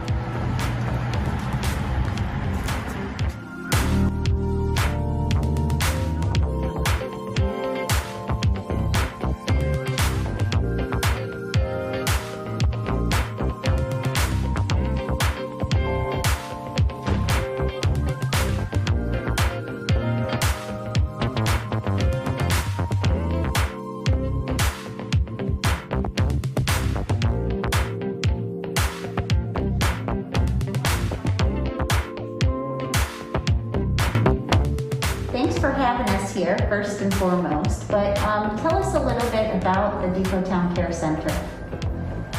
So we've been here since 2011. We received our medical license in 2018, and we just recently received our recreational license. So we have lots of restaurants. We have Aubrey's, Sidetrack, Maze, the Wax Bar, and we're also right near Riverside Park and Frog Island Park. So during this debacle and this pandemic, Sam, what kinds of things does Depot Town Care Center do to keep patients safe? So we have extensive cleaning procedures in between each patient and customer. We have a thermometer that takes your temperature before you even walk in the door. Everyone's required to wear a mask for entry, and our bud tenders wear gloves, masks, and sanitize to keep everyone safe. If you don't feel comfortable coming in to make your purchase, you can always make a purchase online or over the phone, and we do curbside pickup. So I see you've got a couple of products out here to show us. Can you explain some of these things? Yes, first we have the Mary's Medicinals Topical. It's a 1-to-1. It has 300 milligrams of CBD, 300 milligrams of THC. This one is really awesome because it actually goes 10 derma layers deep. So it actually goes straight to the joint, straight into the muscle. So it's fast acting and it's very, very efficient. Next, here's the Garlic Cookies Flower, which is an indica dominant. This one is testing at roughly 28% THC. This is definitely a top seller.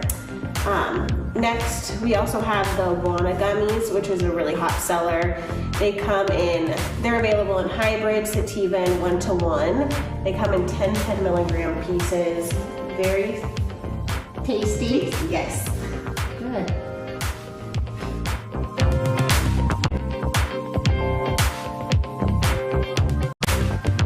To more Planet Green Trees.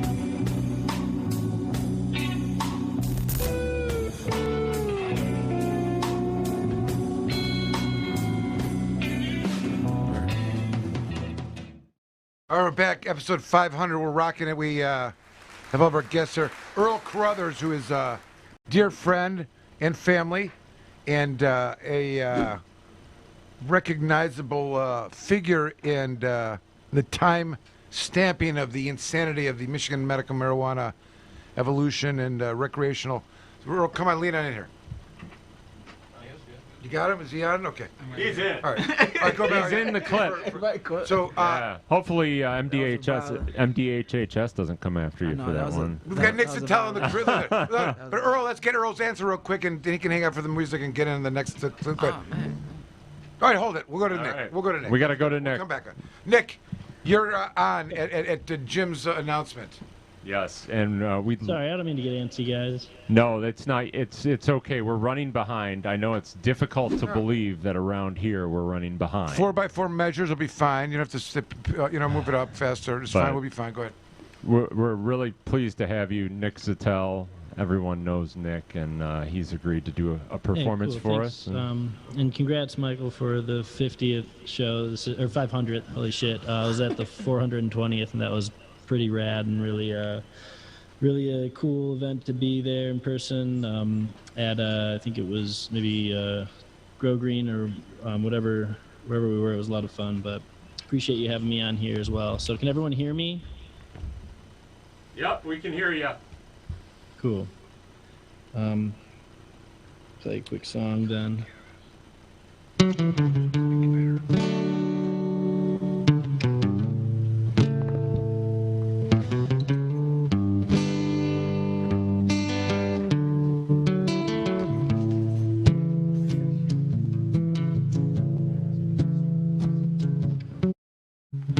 do want to say this song is sort of fitting for today and all the conversations about our first time smoking cannabis and a lot of the first experiences we had. There's in a lot of ways written in response to a particular person who didn't seem to approve or understand my cannabis use.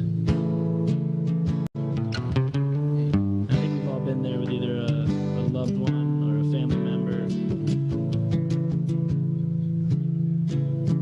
Let me go, my honey. Let me go, my babe. Let me go running up and down the state. Let me go, my sweetheart. Let me play in the rain. Let me be different. Let me stay the same. I'm walking down the road, man. Piece of paper in my hand, man. About to buy all I can stand before I gotta sit down. The river was a rolling. My veins were a bulging. There's nothing like scoring on a dark, cold, cloudy day. I'm heading down a hill now. I fear I'm about to top out. I've been shooting my brains out, getting high in the name of the greater good. I know that you don't get that. I'ma need you to just sit back. Maybe change your mind and hit that. You'll have nothing left to say and no more shade to throw my way. So let me go, my honey. Let me go, my babe. Let me go running up and down the state. Let me go, my sweetheart. Let me play in the rain. Let me have my freedom. Let me have my pain. If I get cold feet and dark, don't you blame it on my warm heart. Our loving got a cold start and it's barely reached room temperature. I'm on that road again, this time with a gas can, lit reefer in my left hand. I'll be gone before too long, so let me get the facts straight and let me set the stage. I'm getting to the point now, I'm getting to that age where it doesn't really matter what I think I do or I say. You might have misheard that, so let me rephrase. Let me go, my honey. Let me go, my babe. Let me go running up and down the state. Let me go, my sweetheart. Let me play in the rain. Let me be different. Let me stay the same. And I'm sorry, there's something you want that I don't have. All I've ever called my own, I have given to you half. I ain't mad and I ain't sad, but I'm ready to part ways. All I've ever asked from life is only what I've saved, just to let you know I'm gone and going away. You won't find me. The sun is down and the moon it shines on all that I can see.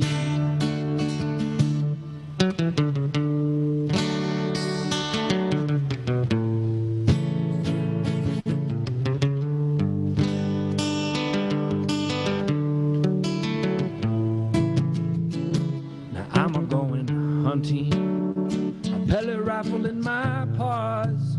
I'm about to bag me old wildcat with saber-tooth jaws. I'm down to my last bet.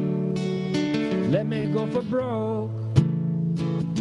Let me set a death trap for her and me both. I'm a getting hungry with that kitty on my mind. about to sneak up on her, about to catch her from behind. Yeah, I'm down to my last shot. It's really all that I've got. It's really all that I need. It's me and my favorite weed. Let me go, my honey. Let me go, my babe. Let me go running up and down the state. Let me go, my sweetheart. Let me play in the rain. Let me be different. Let me stay the same. Let me have my freedoms. Let me have my pains. Let me be different. Let me stay the same. Let me go, my honey. Let me go, my babe. Let me go running up and down the state.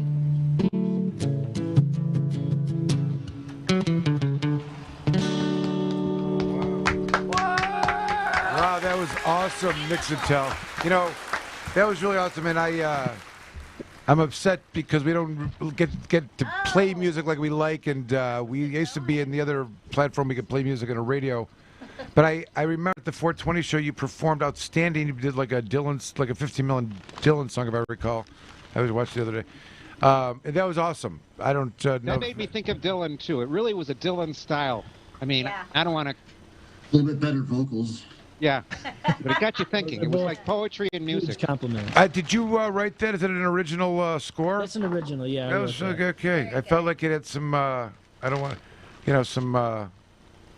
some experience we all kind of had, related to our. Yeah, I had some help, Yeah. A little cannabis never hurts. Sure, of course. Yeah. Well, that's awesome. Can we just let him play the rest? Do we have to do the other people? No, I'm kidding. But all right, explain to us now, because I know you're from the west side of the state, and I'm sure. Growing up, cannabis was accepted and encouraged. What was your first experience with cannabis? And we got to move on because we got other people. Jim, can he play more later? You can stay on, and Neil Rockind is with us now too. All right. So.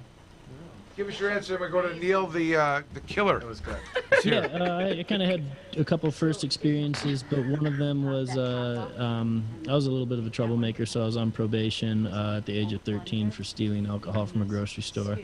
Stole a bottle of wine, and sometime while I was on probation, I decided to smoke some weed with a friend, and I don't know if it really got me high, but we ended up in a backyard, just laying on the grass under the sun, and I just fell asleep for 2 hours. Then shortly thereafter,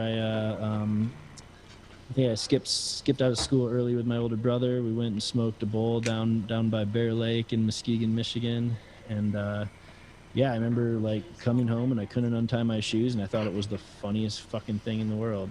And it was. And that was it. That's right. It's a good story. So hang out, if you will. Maybe we'll get you played on the song. But I want to, first of all, we got my dear friend and colleague, brother-in-arms, cool. Well, Neil Rockind. For having me. For sure. But hang around if you can. Neil Rockind is joining us. Neil Rockind, the Rockweiler. I like to call him Killer. Neil, welcome to the show. Appreciate you joining us tonight. He's on mute. Muted. You gotta unmute him. Justin. Just hold on. Justin. Can't hear you. We gotta mute him. Hold on. Come on. Justin. Justin. There you go. Is that better? You cannot mute Neil. He's unmutable.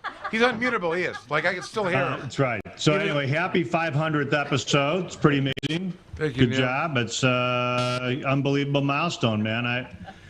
There are a lot of people that can't say they've done anything 500 times. So, for you to do this, it's pretty amazing. So I actually thought at one point, I don't want to take a lot of your show, but I was going to bring out, Mike will appreciate this, so it's not here. I had it. I was going to bring out two props for Mike. One was a big binder. Because Mike knows that whenever we've had cases together and we've been in some battles together, there's always the binder of love that we have, which is these huge binders full of, reports stuff, and right. outlines. every time we feel like we're on the verge of dying in court, one of us gets up there with the thud of a huge binder and flip open, and you can almost see the look of the police as they think, oh shit, there's like a whole series of stuff that's about to come our way. And the second is Mike's backpack. I'm going to bring a backpack in here because the true story is Mike was the first dude that I ever saw really in court with a backpack. Everybody else used to walk around with these fancy briefcases and hold them awkwardly like this, put them on a table and open them up. And it was always something, right? You guys are laughing because you know there's always these briefcases were always something that you got from like an aunt or a grandma or a wife or a bar mitzvah, wedding, graduation gift, and always couldn't carry a big file. Any real lawyer never had, you can't fit like a real true case in a briefcase. So the first case I ever had with Komorn, I knew this dude. I mean, I'd seen him around. I knew he played basketball, and he was always around for years with like the guys from from Frank Murphy and everything. All of a sudden one day we have this case together, and everybody's walking in with their fancy backpacks, and guys have like the satchel and the new man bag, the mail carrier bag. Mike's walking in, and he's got like the thing is like fully slung over his shoulders. It's like a full mountain gear backpack. Thing is stuffed to the gills. Nobody to this day knows what's actually in that backpack, right? No one really knows what's in the backpack. It's probably some vegan snacks in there, right? You're right. You got to pack rumors about. There's always been rumors that there was some weed in there, but never proven, never actually corroborated by any deputy at any courthouse. That's really funny. But the backpack. So then one day I started carrying a backpack around. I thought it was honestly the greatest thing is just carrying a backpack into court. You can fit everything. You can dump all your shit in there, slide it all in there, and get the fuck out of there. Hands free all day long, First guy I ever saw was Ant. Okay, one more thing. I got one more story. So I'd never been in a car with Mike, and this is not an X-rated story. So I'm sitting there, and we have to drive a long drive together. And he usually has like Dewey drive with him. But this day, I'm driving with Mike, and I'm in the passenger seat, and I look over, and the guy's got his fucking pants pulled all the way up. I do that. I don't know why. Have you ever seen him drive like this? He's got his pants pulled all the way up like this. That's how he drives. He's got his pants pulled up to his knees. A lot of heat coming out of there. I don't know what's going on. I do that sometimes. I don't know why. Listen, it's your 500th episode. You can handle a small amount of roasting. Of course, I love it. Come on. A friend who's been in the trenches with you, right? Of course, I love it. I want more. That's good stuff. Listen, we had a couple of great. Looking back at some of the shows, there's a number of there's sometimes when there was like that moment when a case came out, it was bad. I remember there's a great kind of battle off between or interpretation of law with. I think it was, Matt and Tom Levine. If it was like it was after like McQueen, like what McQueen meant and, what we wanted it to mean and what it didn't mean and giving legal advice versus keeping hope that, there was still, I don't know. It was just, but I was saying the show has had that. I've always liked that. I like that most about the show, the legal side and, some of the discussions and, these guys used to charge like 15 people, and they thought that they were really like getting one, and never realized that it was just. I hated the fact that there were people that were in the heart of these cases, but it really gave. We lawyers tend to be mavericks and kind of operate on our own typically. It's one of the cool things about some of the bulletin boards that we lawyers are a part of because it makes it more communal. But working on some cases together, there were always moments where. One of us, Mike or I or Newberg or whomever was in, the crew, Rudoi, we're always in there and we're up at the podium and you turn around and everybody else is doing this, like. Right. And you just felt like that sense of, go get them because you had some guys have your back in there. So I just wanted to jump on. You got a lot of guests. I have love you, as you know. And listen to Neil's got. And contrary to what Shyler said, I hope you have another fucking 500 episodes. Yeah.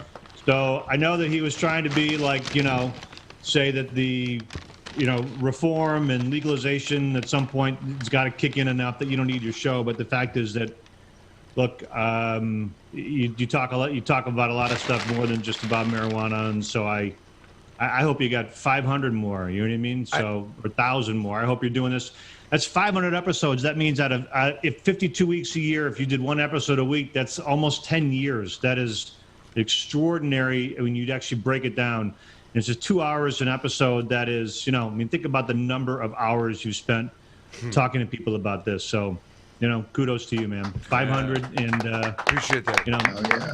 That's awesome. And check out Neil is doing his own podcasting. He's got a very interesting angle on things, as you may you could understand. It's called Killer Cross-Examination, and it's very entertaining. And I recommend people go check Neil out. He's brilliant. Yeah, well, I'm not here to plug myself. I'm here to plug you, No, but Mike. it's a good. He's taking on Robin Hood. So anyway, that's not Rudoi, is it? Rudoi's here. He just came in. It is. He came in. So listen, just tell Rudoi that my money's on Boria. He'll know what I mean. Yeah, you'll see what's up. My money's on Boria, Yoga Man. All right, we'll see. I sense some battling. Ciao, guys. All right, excellent. Thank you, Neil. Love you. Hold on. We do have to recognize it. Of course, Earl Carruthers is here. We're going to hear his story and his claims of first cannabis use, if at all. But important is my dear friend David Rudoi is here. Yeah. When we last saw him, he was a single man. He is now appearing today. Let's see. Do you have a ring on? Hold it up. Oh! This man has recently gotten married. David. Look at he's the married man. Married man. Not happy.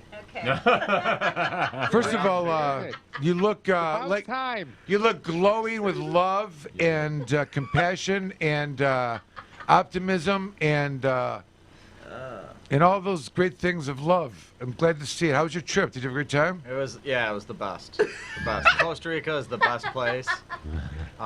Costa Rica is the best, and it was a great trip. It looked 12 days. It looked very. Looked awesome. Yeah, it looked awesome. The beach and stuff. So. We had like a drug dealer mansion in the mountain. Nice. 13 of my friends. It was Nice. a special experience. So. Yeah, the pictures. Did you have to pay drug dealer prices, or was there a discount because it was? I mean, was it like I'd imagine like it's. I mean, it was essentially a few lawyers and a bunch of drug dealers, if you count weed. You sure? No, I understand that, but I'm saying, was it previously like a cartel? Is it just saying like a cartel? No, it just kind of had that feel. All right, good. With like the way the pillars were, and you're up in the mountains, and you got your own pool, and 10 bathrooms in the house, and Like an Escobar moment. yeah, it just felt a little Pablo Escobar. That's cool. Overlooking the beach from the mountains, and 12-foot diameter mirror coffee table for no apparent reason. Some powdery like but it was a special place. Costa Rica is my favorite place in the world, and but I'm happy to be here. 500th episode. I've been around since we were in the double digits. I know Allie asked me the other day how I knew you, and I recanted the story. It was through A-Rock, right? A-Rock, yeah, And, A-Bomb. Tori and Bob Redden, right? That's how it originally started. That was the first case, man. And then, I remember being at a CDAM conference, being like, "What's up with this Michael Komorn guy? He won't call me back." And then we talked for like an hour about the case. Like I was at a conference skipping class. Does that happen? Skipping class, yeah. First of all, Aaron was like, A-Rock was. He was like once that happened, he was like so into that. Like he hadn't been into any case like that until you guys started representing Tori. You know what I mean? Like where's that been up until now? I'm just kidding.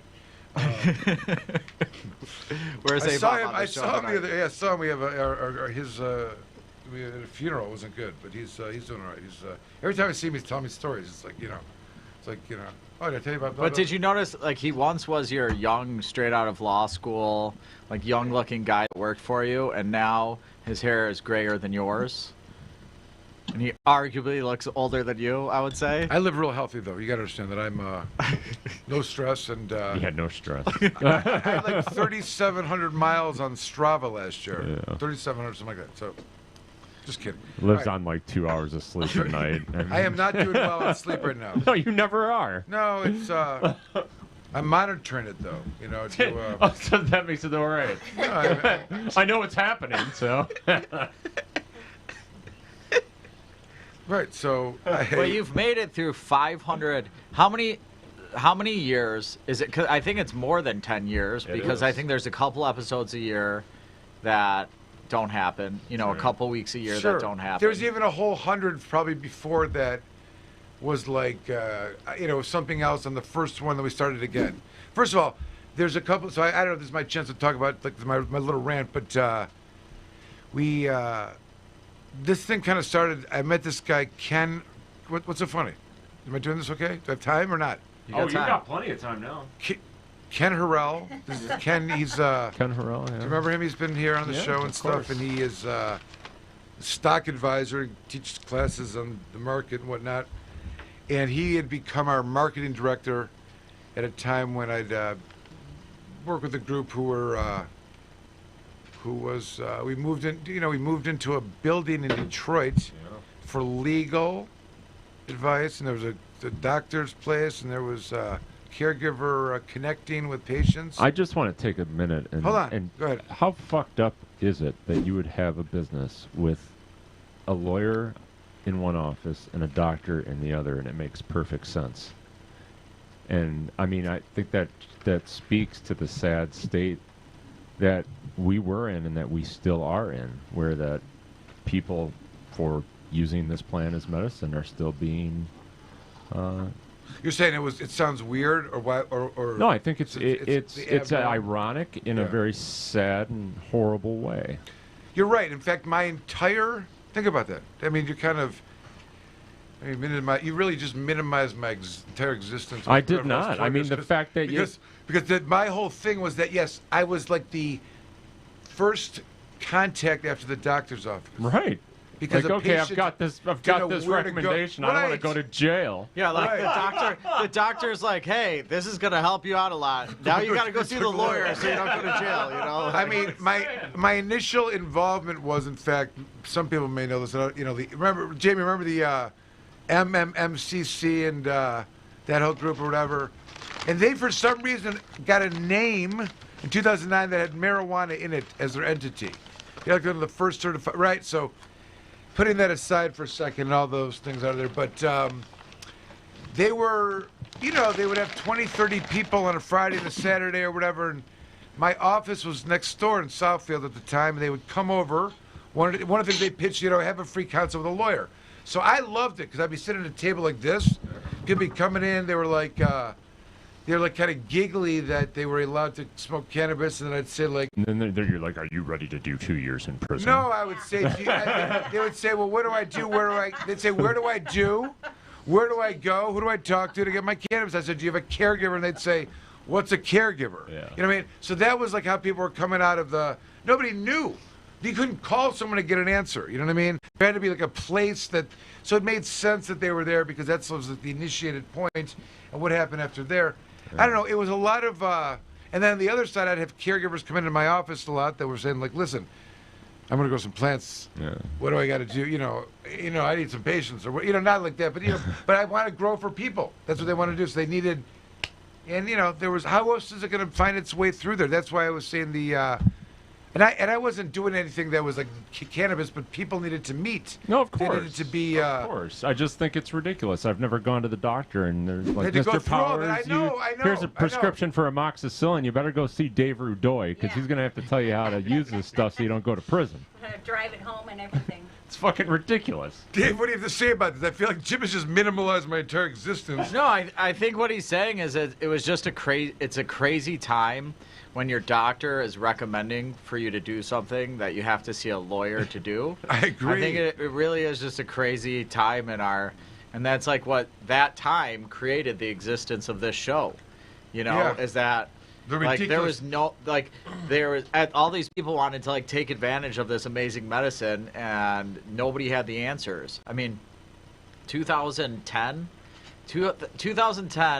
nobody knew what the fuck was going to happen with this law. Nobody. Not the judges, not any of the lawyers. Like, we all had our own ideas about what are the protections really, And for a lot of people, it was bullshit. For your clients, a lot of times, they actually got that protection. I can think of one in Howell, in the circuit court in Howell, that said, just kept letting it ride and said, what is this? let's see what this law is really worth, but most people folded. But shows like this, at least we're able to alert the public to a little bit of what the fucking rules are. Because you could read the law, but these court decisions were so fucking off the wall about, like, remember when I could give you weed, but I couldn't get money. Yeah. I could get money I could get compensation, but I couldn't get paid. It couldn't be a sale. Right. That's what the police were saying. There was a case at around It was the time. McQueen Court of Appeals. McQueen Court of Appeals was a fucking crazy decision. Right. I'm donating you this money.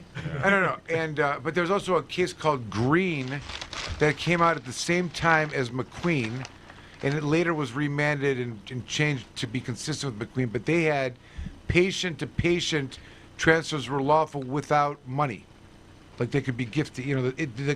Like they were right. That was kind of the Court of Appeals in McQueen, which was about, you can transfer as long as there's no money. That's what they were saying. And then the Supreme Court said a delivery doesn't, the crime of delivery. They said you could transfer and get money for compensation. You could get compensation for, like, your costs, but it couldn't be a sale. But that's what a sale No. They were discussing, the Court of Appeals said that the crime, the violation of the who could do what had nothing to do with whether money was involved. Who can deliver to who. In criminal law, if I deliver marijuana to you, I don't need to get money for it to be a crime, pre-legalization. See what I'm saying? Money is not an element in the criminality, and the Court of Appeals said that it was, okay? And they made a ruling that if you don't have money involved, it doesn't count as an illegal delivery, and patient-to-patients were allowed. They made some crazy kooky shit like that. They also said we're not touching... Which ironically was better than how it ended. So then this Green opinion also supported that, but then McQueen came along and said, no, Yeah, so, but anyways. That was the period where there were no sales. So you could give somebody marijuana, and they could donate you money. No. What you're saying about, listen, you raised a really good point. And that was a debate that tore the community apart, Jamie Lowell. Can we talk about that for a second? Like, from day one, the question is how, in shorts, and there's a lot of ways, like, until at the core, the MMA is about the medical use, like being able to use cannabis, right? And from that flows all these other things, and like where to get it from, how to travel with it, how much can you carry. But the medical use was always the main function. Now, there was a time when there was a lack of ability to get it from anywhere, and there was a real need to be able to kind of direct people and make themselves available, and was it allowed, was it not allowed, and different, there's no Section 4, Section 8, Section 7 divides it, you know what I mean? You got, or at one point, they said if you violate any part of Section 4, you couldn't get Section 8. There's all kinds of crazy stuff going on. But things were all over the board, and different interpretation. This is the facts, Jamie. A lot of the organization, good intentions that was really to provide community support that started out that way, evolved to the next level because of just the basic tenets of capitalism and business, and being able to quantify the effectiveness of all these things, just like the way capitalism and organic, things kind of grow, So you had that going on, and then you would, make sense to have a farmer's market, right? Well, let's get all the good ones down here and never bring their goods in. So all these things make sense in the context of medicine, in this context of the MMA, but it was frowned on, argued about, potentially risky for patients to do that. And a lot of, so I'm saying this, what I'm trying to say is this kind of tore the community apart in different areas, the idea of storefronts. Go ahead, tell me your reflections of this. No, I was remembering also there was a period of time that was pretty intense when we discussed here and warned people about the what we were calling the hotel recommendations. Yep, that was a thing too. It was actually done by a licensed doctor with seeing somebody, everything, but there was enough there to disregard by the courts. Well, it was an automatic way that the courts would technically destroy your affirmative defense. And what I'm trying to say is that, this was so important that, like, I liked having a sponsor for a doctor that we could refer someone to that knew and understood my gold standard certification, you know. It was a great idea. It was a great idea. Yeah, but it didn't end well.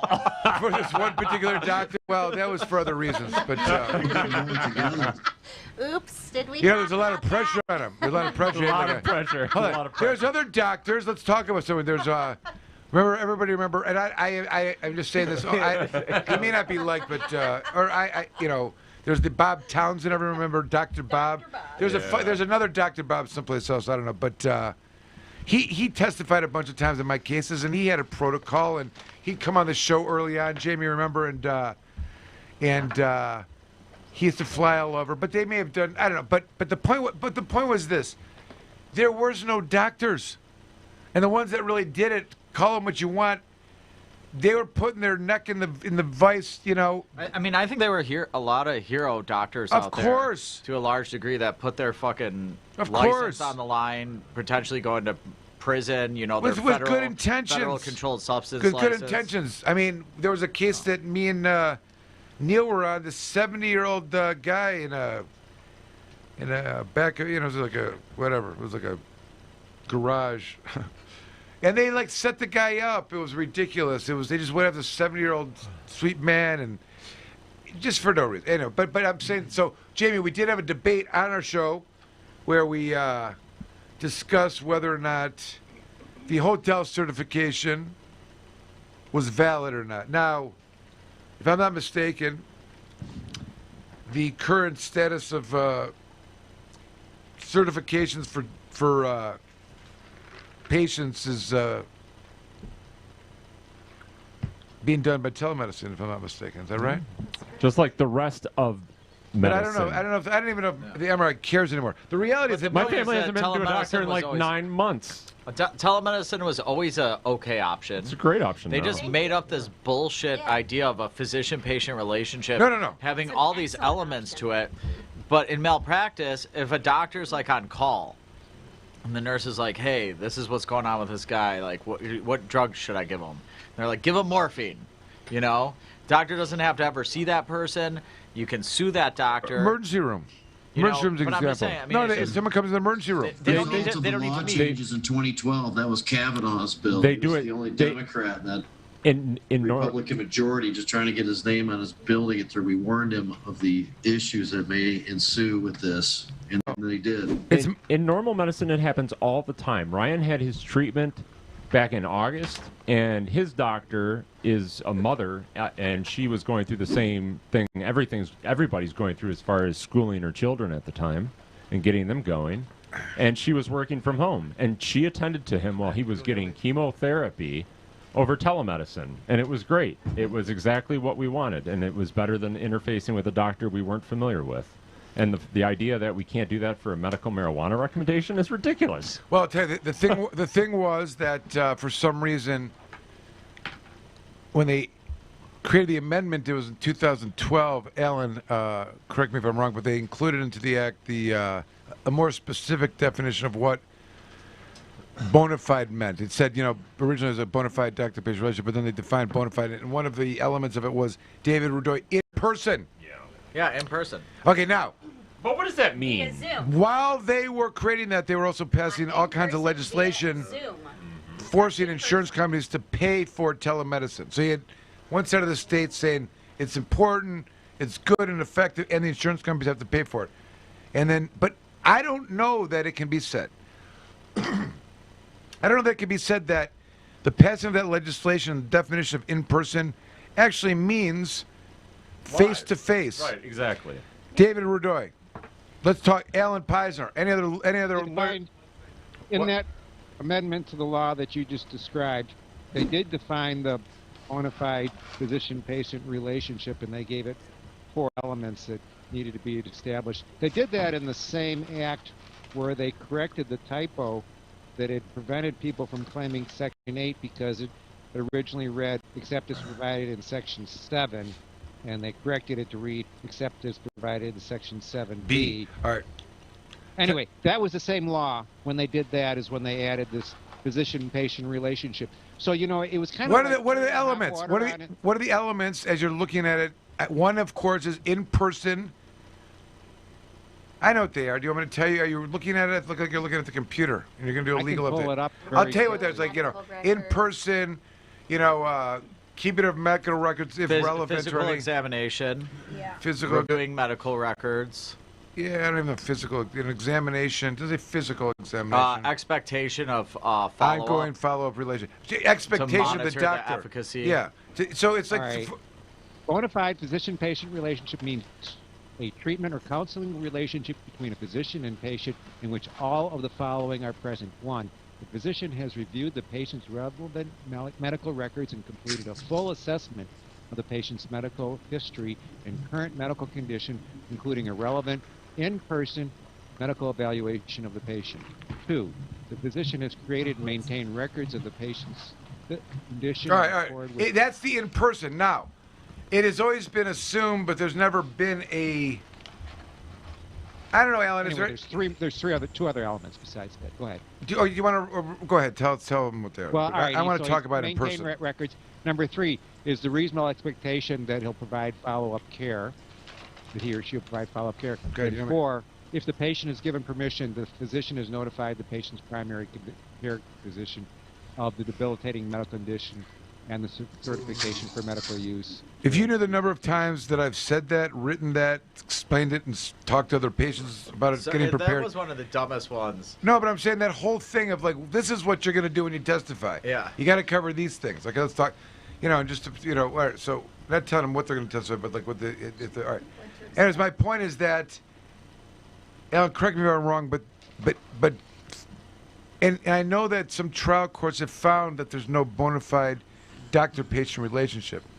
David, there's been a lot of findings on prong 1, upheld by the Court of Appeals, that there was no bona fide doctor-patient relationship between the doctor and the patient. Am I right about that? Has that been a ruling? Has that been a ruling that has been one that people have? It's the number one way people lost Section 8 defenses. Is the bona fide doctor-patient relationship, which is such a bullshit concept in the first place. And we just went through it. I mean, these are ridiculous requirements. Well, first of all, I don't know if it means that you actually have to be in person. I would say that there probably are rulings that say that there wasn't in person. I mean, it literally says in person in the law. But does it mean? What does that mean? David, when you're arraigned, do you have to be in court in person? Well, there's no law that says in person with arraignments, but in court, there is with this section. In court, you have to be in court for your arraignment. It's an automatic. It's a what do you call it? They've extended the court virtually out into your home. Well, they're extending the medical office virtually. Did you just give me the finger? No, I said that's why exactly if you give the finger to the judge or something like that, you can be held in contempt of court. Because you're in court. You're in on court. Video. On video. In person. If you have video? It is a what is it, Alan? Help me. It's not a fundamental right. It's a critical stage of the proceedings, right? Critical. There shall be no case that goes. They will start from the beginning if the defendant is not present at their arraignment, because that technical, substantive, constitutional right to be notified of the charges and read them and offer a plea. I think they should just make the law like in person now includes the pandemic. It always taught us a has. lesson. How can David? That's the first thing, right? I mean, if that's in person. I mean, I wouldn't say that like if you have sex over the internet that's in-person sex. It's not. Video is not the same, right? It's probably. You call that sex? You guys call that sex? No, I'm just thinking. Sex, you're like, I'm just thinking I got about laid last night, No, I'm just thinking in terms of the. I don't know. I don't think it is. No, I'm just saying. Glandular abuse. Earl, we want to hear Earl's story. He's been waiting around for way too long. Every time he puts his bag out, like he's going to leave. Yeah, so I know he's got an interesting story because I think Earl was not a. He did not use cannabis at all. He was being trained to be a professional tennis player. Is that what the story is? Is that right? Champ Carruthers and I think he took on the Williams girls, Williams sisters a couple of times. No, come on. My dad was a pro, like really good tennis player. But I took football. For the Lakers. Can't hear you. for the ladies. Alan Peisner demands that you move closer. Is this closer? Is this Yeah, good? That's good. Yeah. Football. So yeah, is this on? Can you hear me? Is it good? Yeah. Good. So yeah, I basically thought if I smoked cannabis as an athlete, that I would rape white women. So I did not want to catch that case. Is this better? Is that real? You didn't really think that. I mean, You can hear Mike. Microphone is right there. Here. It's this. Alan, don't tell us what to do. I'm sorry. Check. 1, 2, 3. Is it better? Louder. Is it okay? Is this good right here? Project your voice here. Sounds loud to me. All right, this is very technical. You guys had a whole show and only me can't hear it. All right, so I thought if I consumed cannabis that I would rape white women, and I never wanted to catch that case. Reefer Madness? No, I did. Yeah, Reefer Madness. Yeah. It was. What made you think that? I mean, that's how the you thing from grew Reefer up. Madness. That's the movie. But where did you hear that? Who told you that? What was the whole like dare and things like that? What was the? Oh. Yeah. I thought it had a different effect on black men. Oh, and made is that them right? do certain things. Did they have a special dare program for black men? No. That sounds outrageous. It's just the whole. I think it's just like the drug war in general, like the reefer madness that they raise people with. Yeah. I know that, but it's that's like how they scared back when Coca-Cola had cocaine in it. They said that it would make black men rape white women. The cocaine. That's why they took the cocaine out of Coca-Cola. And that was enough deterrent for me to never really try to partake. Hold Yeah, on. yeah. But it did it. I mean, wow. So you were, because I maintain that there was people that growing up like athletics that they would never smoke marijuana. Just, drugs are bad. Yeah. Drugs are bad. Okay. But the South Park. Yeah. But We can't hear you, Michael. And then also the movie Earl the Goat actually scared me about drugs too. He was like a 5'6" Earl the Goat? basketball player from like Harlem. Like literally can jump up and touch the back of the top of the backboard. Oh, Yeah. Bugsy Bugs or no? Well, that was not him, but he was like that. Okay, fine. But he got hooked on drugs, and then drugs? it was heroin. But but tickling, I'm seeing everything kind of all up in one thing. Marijuana is a gateway drug. Yeah. Everybody here has So that was used it. heroin. But nevertheless, I became a caregiver, and as a caregiver, I grew some things. Then after that, it came to a point. Well, man, I was asked, "Have you ever tried that?" And I was like, "No." And I was like, "Wow, you should probably try it before you give it to your patients." And then at that moment, I tried it. Wow. Didn't you have So it wasn't until then. Injury in your. I had a cracked pelvis through my senior year in high school to play college football, but I never wanted to take opioids and nothing like that. So I did use natural remedies back then. But Cannabis? no, it wasn't until after college I tried cannabis. Yeah, but they did help out with the pain after that. So yeah, that was my. Try to be quick. I know there's a lot of people on this show and all that jazz, but yeah, it wasn't until after I became a caregiver, and actually the lady who I ended up marrying kind of peer pressured me to actually trying it. So It is a different. It's like the apple of knowledge, guys. Like the apple of knowledge. Yeah. Oh gosh. I need my mic back because I can't. Give it back, come on. It's been too long. Okay.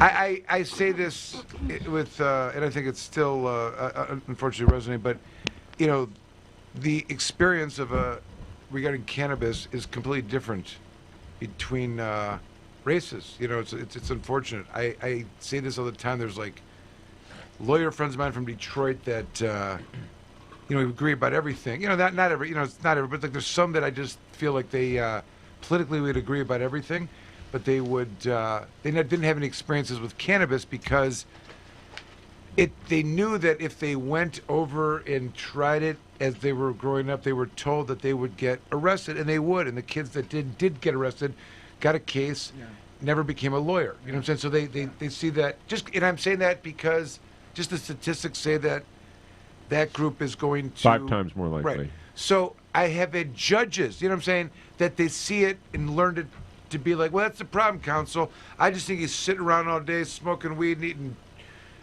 ding-dongs or whatever. Probably playing video not- games. probably you know not what I'm the saying? problem. Because that's how, just kind of the same way it had to be, and listen, it is a product of the war on drugs in general, obviously, because, you know, it's if that's, you know, listen, at the end of the day, it's almost like you had to come up with something that was gonna, you know, because if it was taught any other way and you thought anything else, you may have gotten some kind of shit trouble.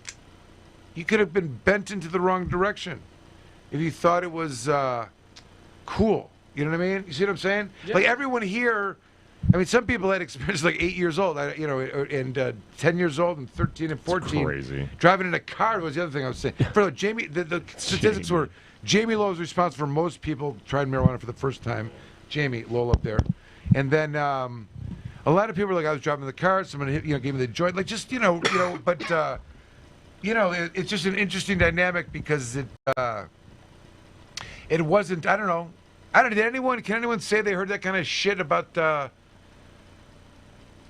I don't know. I didn't have any like built-in. I mean, maybe there was some. The Reagan era with the fucking "This is your brain on drugs" was really the first campaign. I feel like that was. I thought when I started smoking weed at 10 years old, I thought I had to like space it out because I only had so many brain cells to kill. Right.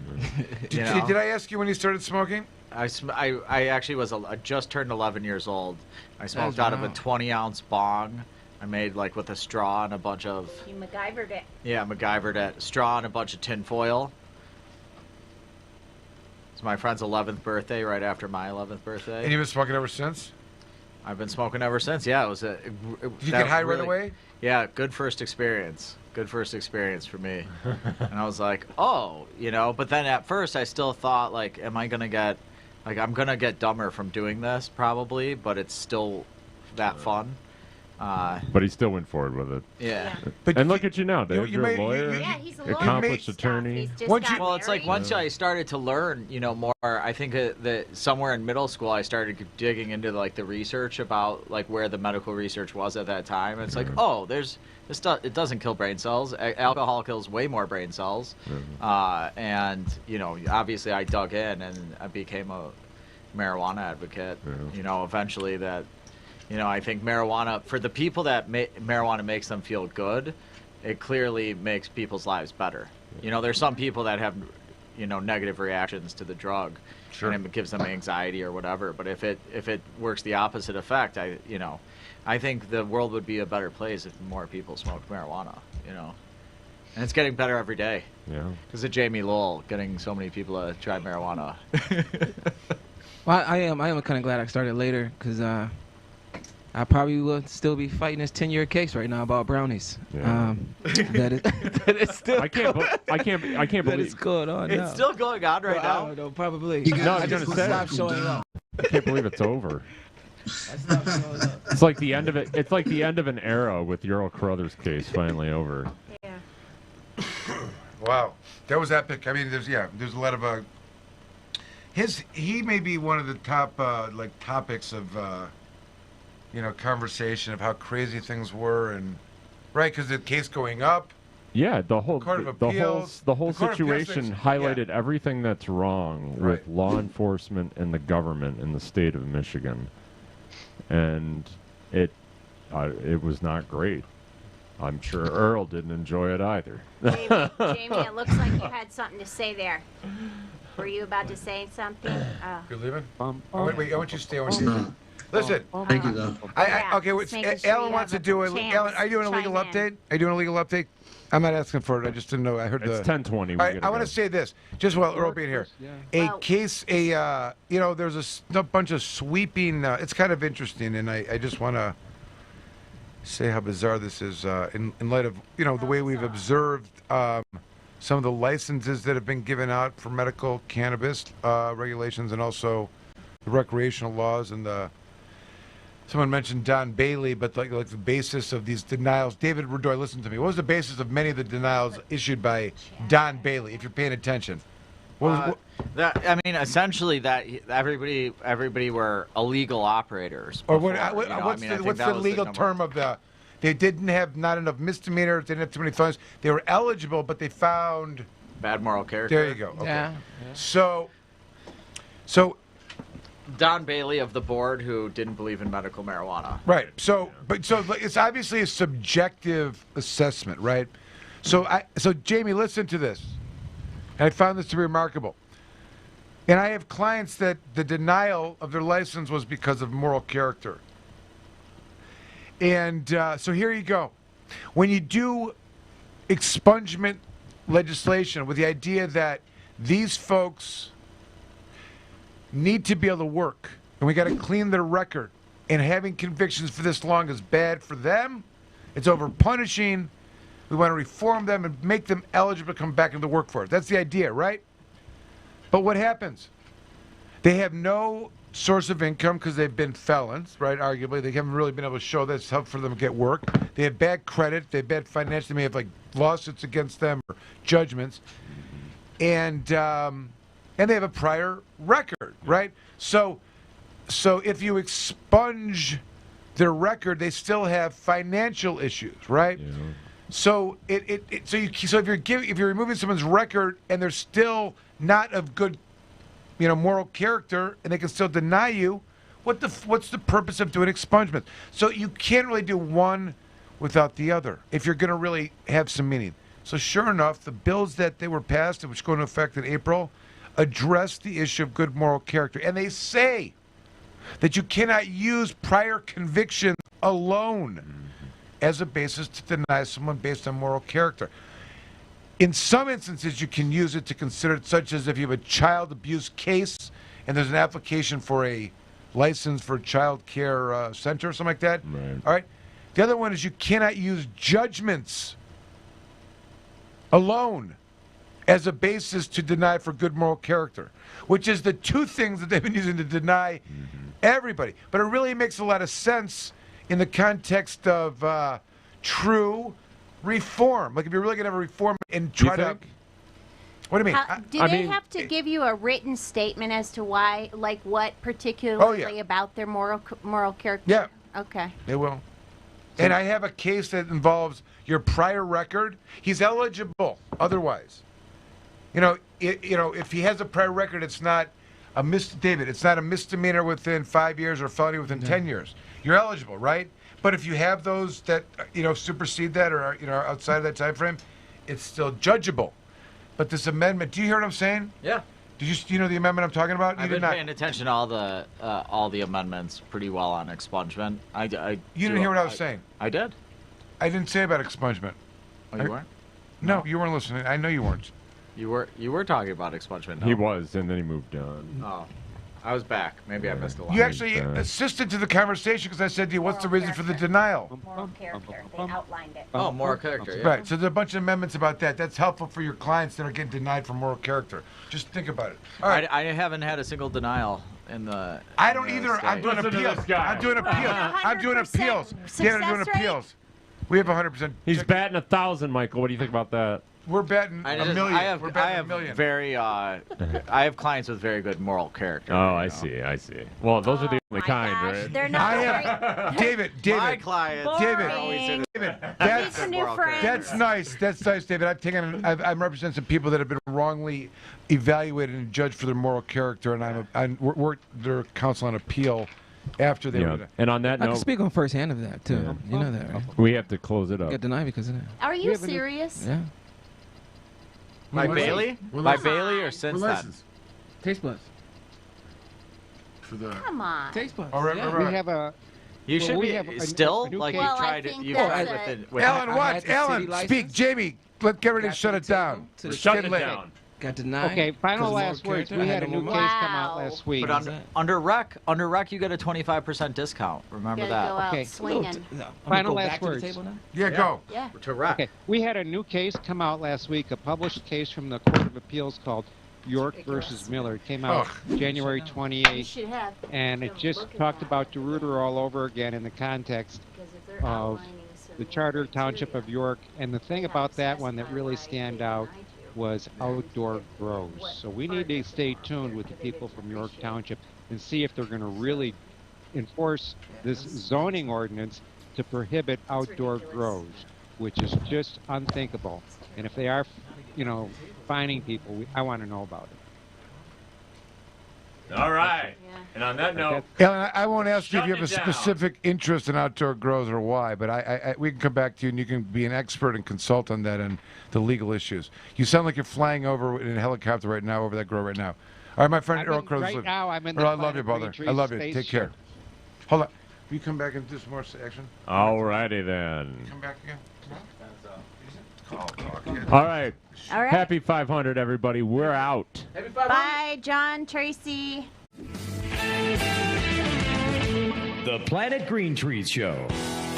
Join the Michigan Medical Marijuana Association today. MichiganMedicalMarijuana.org.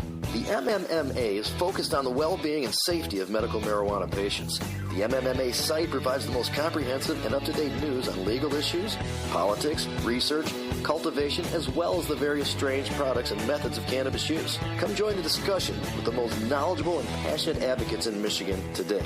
MichiganMedicalMarijuana.org.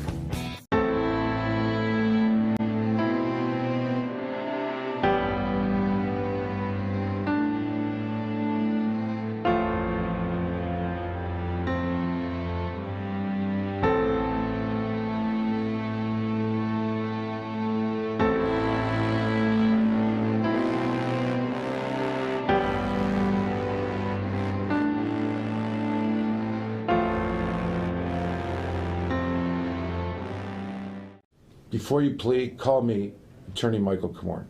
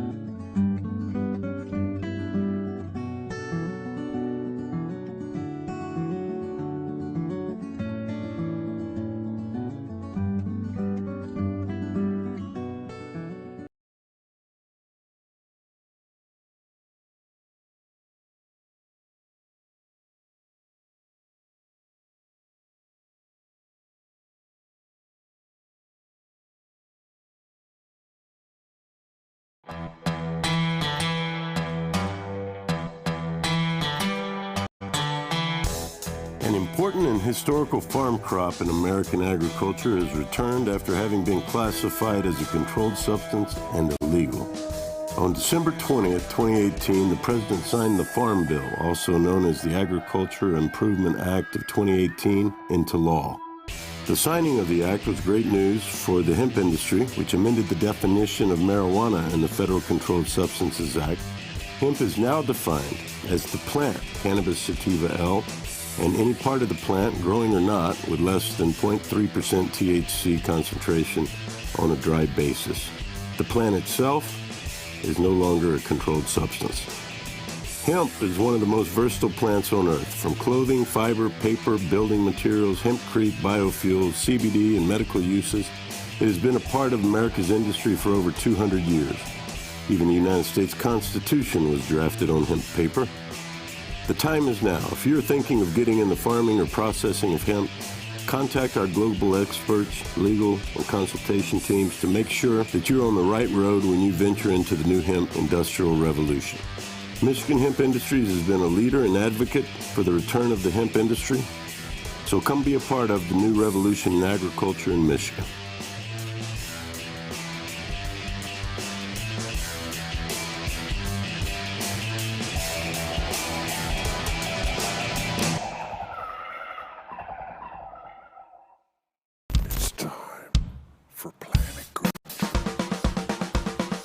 We have launched. We've completely launched. We've started the show, and it is Planet Green Trees. We're about to embark 2 hours of medical marijuana and marijuana reform in Michigan, and nationally, and internationally, and even in Spaceland. There's an argument that we evolved from the cannabis plant. Let's just be honest, okay? Ow, what's going on, everybody? How y'all doing? 420th episode. If you're a connoisseur, you're going to want the good stuff. And if you want the good stuff, you're going to go for the mom and pop stuff because that's the good stuff. It's just a real pleasure to come here and congratulate you on your 420th show, and thank you for having me on a few times over the 420.